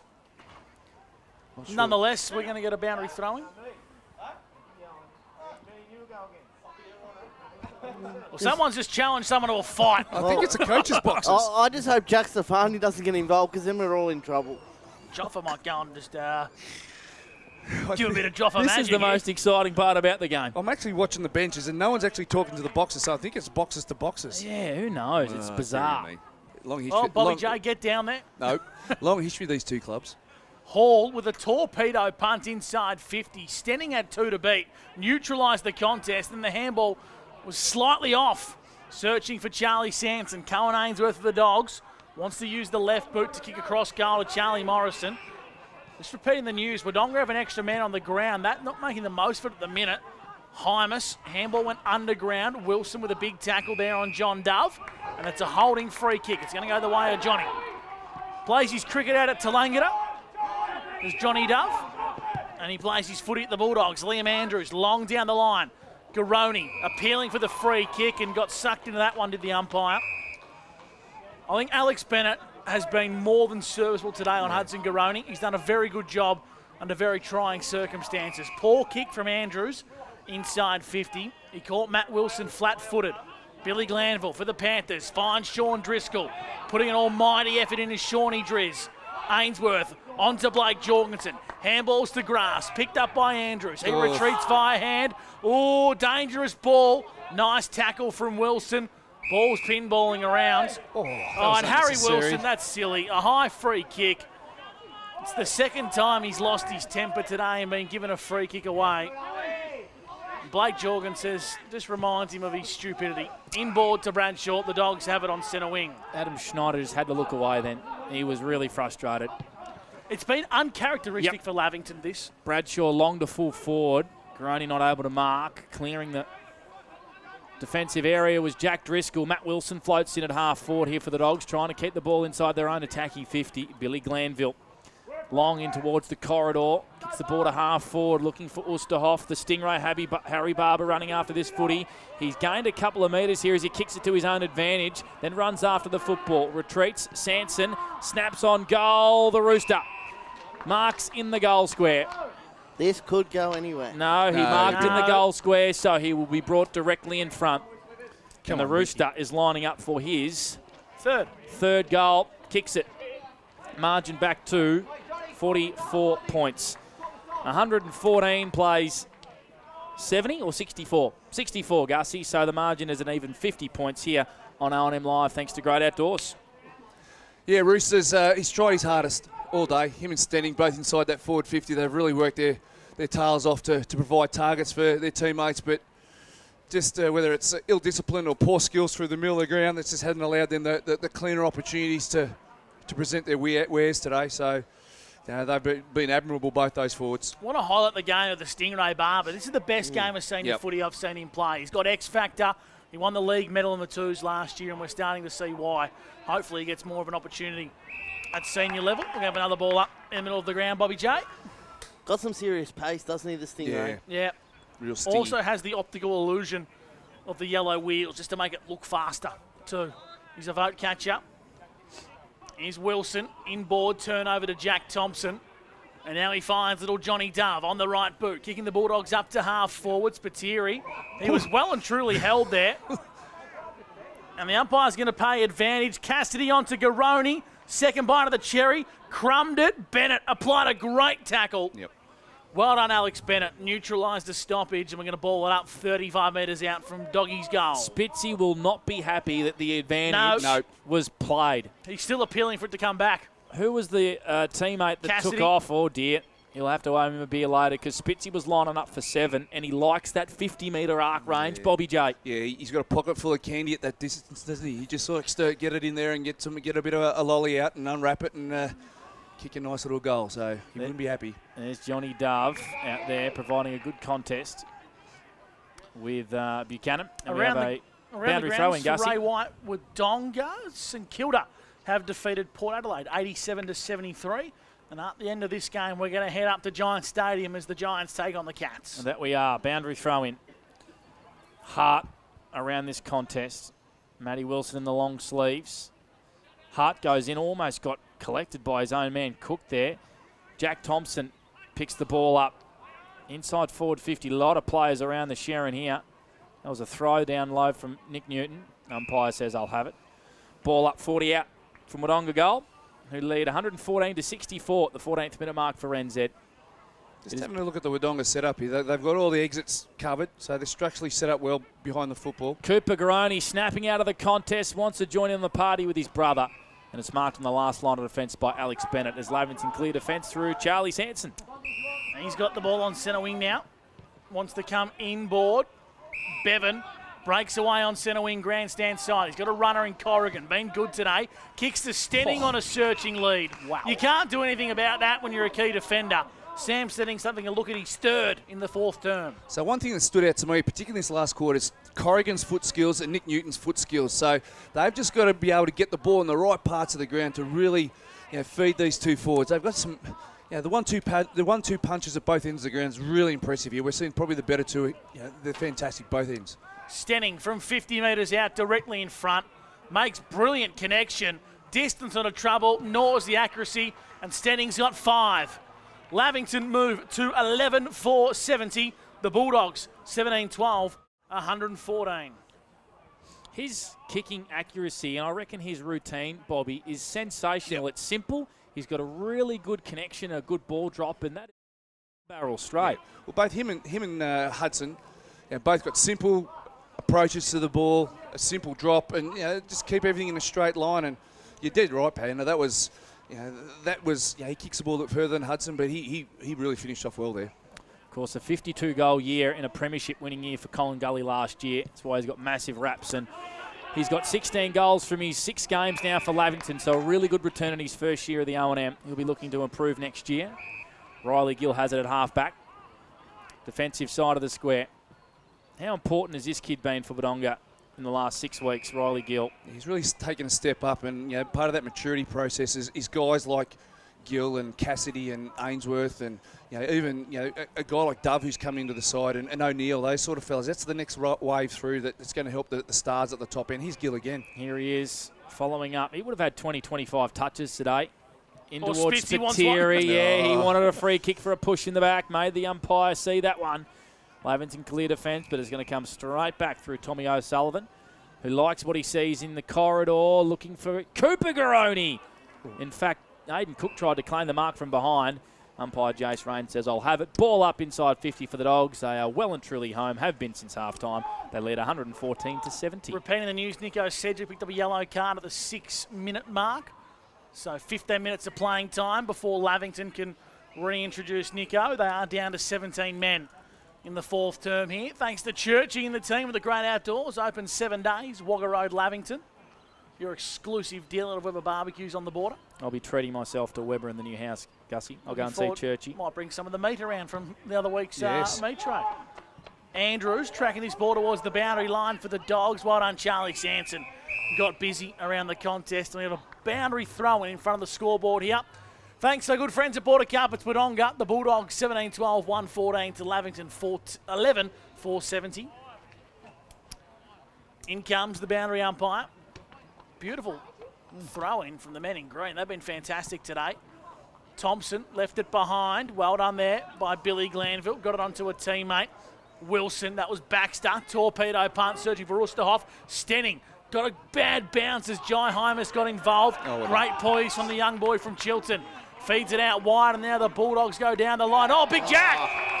Elite body and paint mark of the day from Big Jack Thompson. Billy Glanville looks to be sore. You keep an eye on that, Bobby J, as Cohen Ainsworth lobs one into attack for the Bulldogs. Garoni brought it front and square. Lurking is Jorgensen, Isaac Cassidy, Blake Jorgensen on the left, top of the goal square, looking for Hudson Garoni. Great tackle, holding the ball, tackle from Alex Bennett. He's playing a superb game today, despite the fact Huddy has been kicking goals. Yeah, Huddy's got 6. Ryder Corrigan. Huddy's down too, by the way, Pan, not in a good way. With a running barrel that went 65 metres from Ryder, finds the Rooster, who wants to wheel around on the right.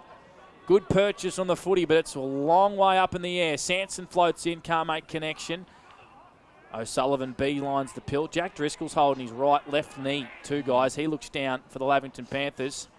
Johnny Dove marking the ball in the defensive pocket for the Wodonga Bulldogs. Jack Driscoll is still yet to get off his bum. He does now. Tommy O'Sullivan wants to bring the ball back through the corridor. Finds Matt Wilson, and they are out through Riley Gill. There's 2 blokes lining up, raffling for it at half forward. One of those is Bradshaw. He can go into Spitter. Go into Spitzy, Bradshaw, because Spitzy wants 7. Noah Spiteri will line up for goal number 7, and there's no chance of him passing this off. Not a chance. I was waiting for a break in play because I reckon Spitzy carries around a milk bottle in one pocket and a heap of candy in the other because he milks the free kicks when he gets his opportunity. But this is a distance where he just pulls out the old candy and says, right, boys, suck on this. There's a little candy bar I've got in my pocket. I don't know who he's more excited, gents, Spitzy or Bobby J up here in the box. He breaks the arc of the 50. Noah Spiteri has 7. He turns to the hill, and there's no one there, Spitzy. There's no one there to turn to, but he doesn't care. Spitzy has 7. Hudson has 6, and the Dogs have 18. Old Spitzy. He's must watch, isn't he? I love it when he only has 6 touches a game. But today he's probably nudging towards the 20, and he's having some serious impact inside that forward 50 when he's given some space. And, the ball movement there, it's been a highlight for me today. The way Wodonga moving the footy has been pretty impressive. Hudson Garoni coming off the ground here, lads. Just holding his shoulder a little bit there. It was the tackle with Alex Bennett. He actually got his jumper ripped over his head. Got ragdolled, didn't he? Back in the middle of the ground. Now, Jack Driscoll's knee is hurting. He chose not to fly in that contest. And a dump free kick's been paid against Ryder Corrigan to Tom O'Sullivan, who plays on quickly to Matt Wilson. Looking for Spiteri. Got pushed under the ball. Spiteri applies a tackle. Yes, you heard that correctly. Now the ball's in the hands of Drew Bevan in defensive 50. Clears the lines for the Panthers, and Harry Wilson took a strong mark. Umpire might actually be saying it's a boundary throw in here. Yep, juggled it over the line. I think you'll find the boundary umpire's going to throw this one back in, Bobby Jane, for the Newmarket. I'm surprised Spitzy hasn't pulled his mobile phone out of his pocket and had a crack at you already about that comment, Gus. About the tackle comment. I'm surprised he hasn't flicked one out already. Boundary throw-in. Boundary throw-in. We're going to have to slip 20 or 50 to give Spitzy the Rebel Training Player of the Day. I'll be careful. I'm his account manager. He might ask for a refund on his advertising. He had one rule. Don't give it to Spitzy. Well, we're breaking that today, Gussie. Oh, you can take the phone call. Not my problem, brother. Here's Ryder Corrigan. He's been good for the Panthers today. Kicks to a 2-on-1. The 2 prevail for the Bulldogs. It's Jai Hymas back to Sorochinski. I reckon Sorochinski's been good today for the Dogs. Out to the broadcast side. Johnny Dove and Flynn Scott. The 2 incomers for the team, and Johnny Dove wins the battle for the Bulldogs. The overlap run from Wodonga is relentless today. And one of those is Isaac Cassidy, who marks on centre wing. Wombat. Searching on a lead is Wombat Jorgensen. And the kick was a bit too hot for him. Bobby J just loves naming blokes after animals. The Lizard Wilson, Wombat Jorgensen, Ryder Corrigan. Rooster! Inside to the Rooster. Oh, it's a zoo here at the Lavington Sports Ground. All the animals are getting involved. And Oosterhoff's marked from 40. Hit a wombat on the way back from Dedarang once. Did you really? Yeah, in the little Holden Astra. That Put a would've fair written dint in that. Would have nearly. Tell you what, I reckon Blake Jorgensen to put a fair dint in your Holden Astra too. Yeah, he comes off. Look at him. Jeez, he's put low to the ground. He's played his role. He's done his job since he's come into this side. He's been good. Had to buy his time in the Magoos, Blake Jorgensen. Here's the Rooster. I've got him for 3, Pan. Looking for 4. Yep. Right foot kick. Geez, goal kicking's improved out of sight. Tim Oosterhoff. I don't know about the salute to the crowd with the scoreboard looking the way it is, but I love the confidence from Tim the Rooster Oosterhoff. He has kicked a brilliant goal as the Wodonga Bulldogs still maintain the lead here on O&M Live. 18-12-120 to 12-4-76. He's really had a good season this year, Rooster. There was talk early in the season when we interviewed Graham Hart after a game that he's really got healthy and looking after himself, and the rewards are there for him, for everyone to see. He's really kicking some important goals for his footy club, and he's right up there on the Doug Strang medal as well. So he's played a really good season this year, Rooster. He certainly has, and this Wodonga Bulldogs outfit has dominated, but Leventon still kicked 12 goals. Still kicked 76 points for the game. 22 goals between Noah Spiteri, Hudson Garoni, Tim Oosterhoff and Sam Stenning. We've been treated today. Yeah, $12 worth. Yeah, although the game hasn't been tight, the forwards have put on a show when they've had an opportunity, which is all you can ask for. Ainsworth in towards Adam Jorgensen, resting forward. High. Chop of the arms. I'm not sure about that, but doesn't matter. Adam Jorgensen will line up. Spitzy. Spitzy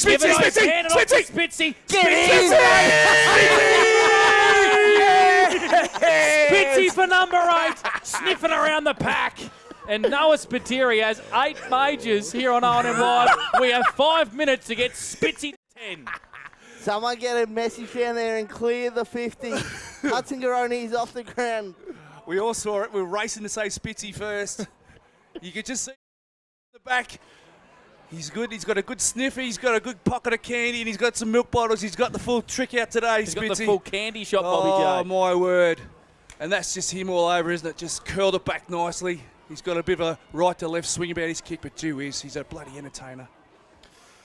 Back in the middle of the ground, Jack Driscoll on the tap. Cooper Hall prevails here for the Panthers, and now Shawnee Driz on the edge of the centre square. Lobs one into Spiteri. It's a good old-fashioned shootout here today. And Sam Stenning's mark looking at his 6th. Jeez, it's been good to watch. We've had 4 good forwards here today, really putting on a show.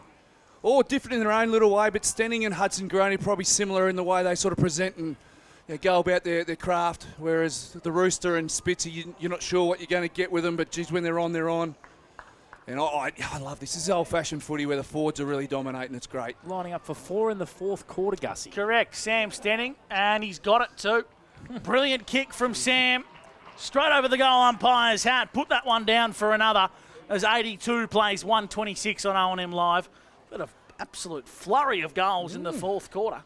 And how often have we had one come straight out of the middle like that? It's been a few times today, isn't it? Like just clean breaks, and the defensive side of things has sort of just drifted off a little bit towards the back end as we get excited with all this nonsense. Now let's get Spitzy one out in the square. Yep.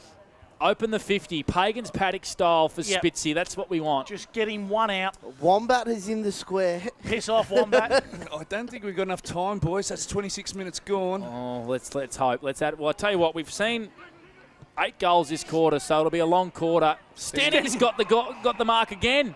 Sam Stenning. What's he going to kick? 7? Is lining up for his 6th goal, is it? I've got him down for 6 already, Penner. So he's lining up for his 7th. And this would be his 5th in the final quarter. Wow. The boy from Colin Gully. He's got the blonde locks. We spoke to him in Myrtleford earlier this year. A lovely young man. He's not missing, Panda. He's a dead-eye dick. He is dead-eye dick, is Sam Stenning. And this for 7 for Sam Stenning. Kick on the way, straight through the middle. 5 in the last quarter for Sam Stenning. I've run out of room on my pad. Yeah, so have I. And he's got 7. All of a sudden, he's one off Spitzy. Well, it's been a really good display of forward craft, hasn't it? The big guns. What are the totals for all the 4 up 25 there, Panda? between 4 players. That's fantastic. We've been treated, haven't we? Really. What was that, Panda? Apart from the margin, it's been a pretty good flowing. 25 goals between the 4 players. So Stenning's got 7, Spitzy's got 8, that's 15. Garoni's got 6, he's on the pine, that's 21, and 4 to the Rooster. The Bulldogs have half the biggest deficit. Sorry, Lavington have half the biggest deficit of the game. Was it 66, now down to 38. all bar half. Inside forward 50 again. Where's Stenning? He's lurking. Greenhill for the Bulldogs. Switches it out wide. Impacting the contest there was Wilson. Now the ball's in dispute. The Dogs have it with Soroczynski. Sam Stenning putting on some defensive pressure. Siren sounds. Full time at the Lavington Sports Ground, and the Bulldogs have had an almighty victory. 19-12, 126 to 14-4, 88. The Panthers let go of a golden opportunity to bridge the margin back to 4 points with the Yarrawonga Pigeons in 5th spot. And now the Doggies look certain to shake up the top 5 in 2026. 25 goals between 4 forwards in a wonderful display of great kicking. Great forward craft, and it's been a pleasure to call. Yes, we know the game hasn't been all that close.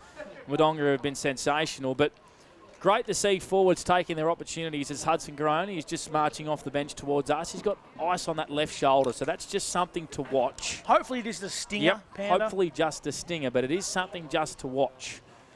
So you hit the nail on the head, Gussie. Lavington blew a pretty big golden opportunity to move within one game of Yarrawonga. It's probably been the story of their year, losing games in clumps. Of course, they did lose 6 on the trot there at one stage, so their season's done and dusted. Wodonga moved to 9-4 and equal on wins and points with Myrtleford. And Myrtleford next week, Panda, play Yarrawonga. Yarrawonga in Yarra. So, big game there.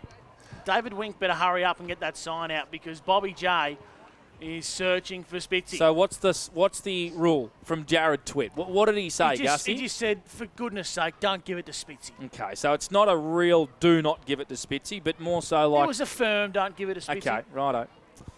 Well, we'll just have to wait and see whether Spitzy gets the Rebel Training Player of the Day. If Spitzy doesn't get it, I will go he. So will I.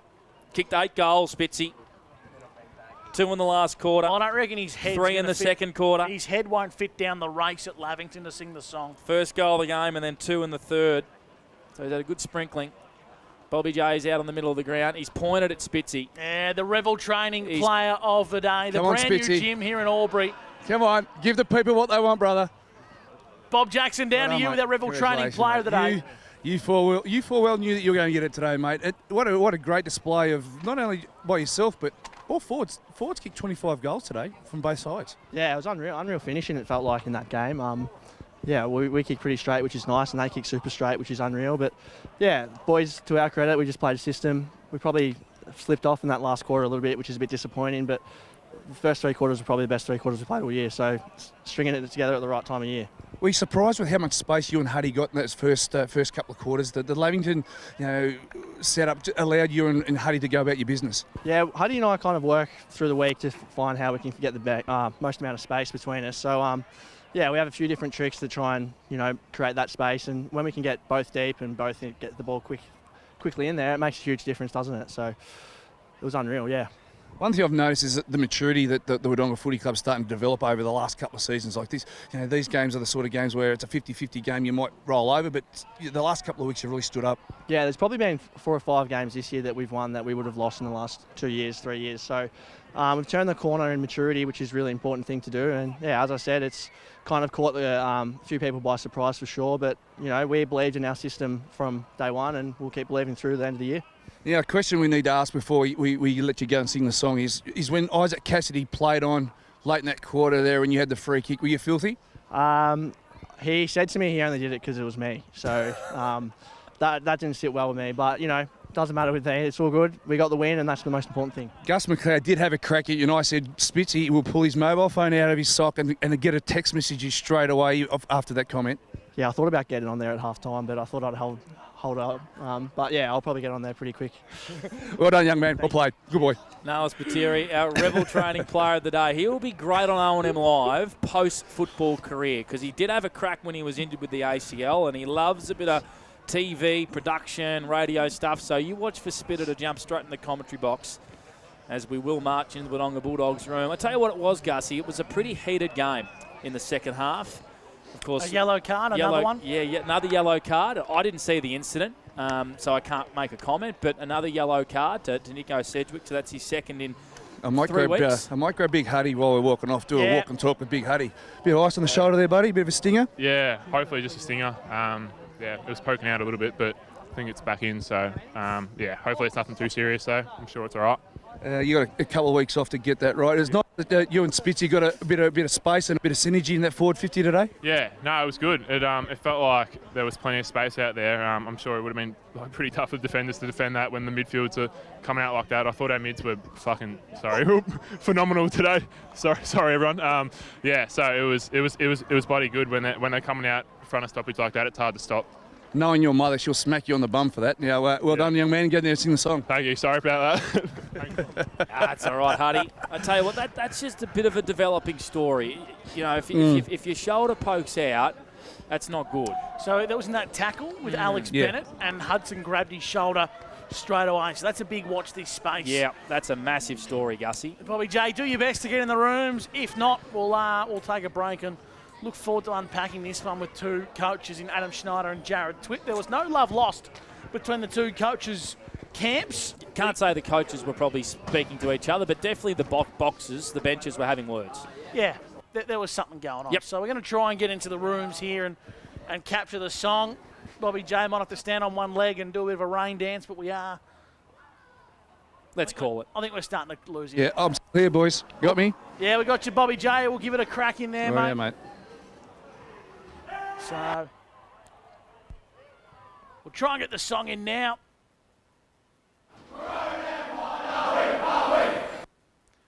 Nah, we've lost it. We're going to take a break on O&M Live. We're going to wrap up the game and catch up with the coaches on the other side of the break. 88 to 126, the Bulldogs salute on O&M Live, where you won't miss a thing.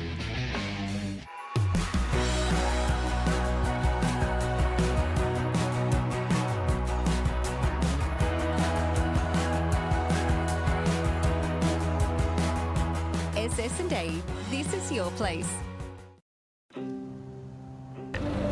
All right. I love you. Have a good shift. The all-new Nissan Navara, built for the grid shift. What's your future look like? Where do you want to be? Whatever it looks like, with GoTAFE, you've got this. Get real skills for real jobs and careers right now. Search GoTAFE today. The Ovens and Murray Football League is proudly sponsored by Opal. Thinking packaging? Discover Opal.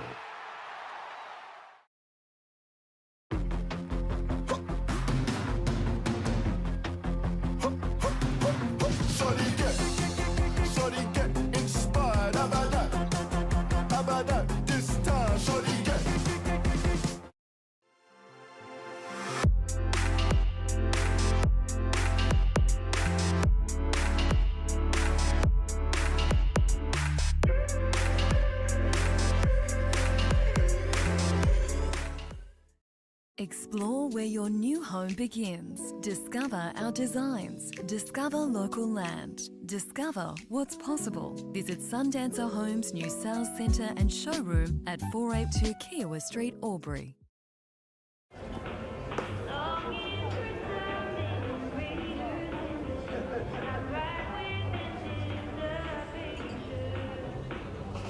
I reckon I'll go mid. Carlton Dry 3.5. Embrace the mid.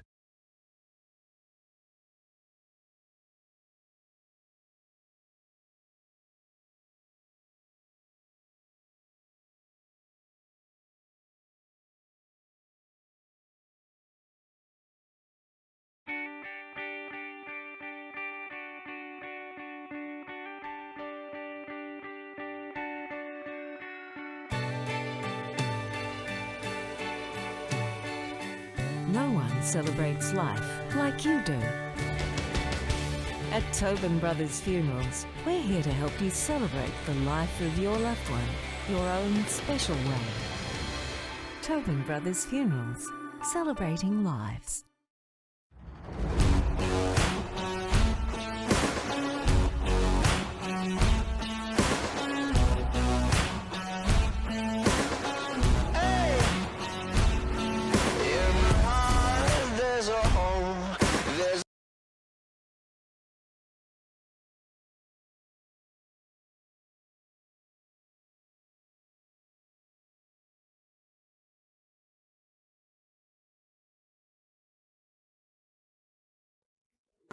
Adroit Insurance and Risk, your local insurance advisor, able to tailor insurance programs to support your business. And we're proud to support our local community.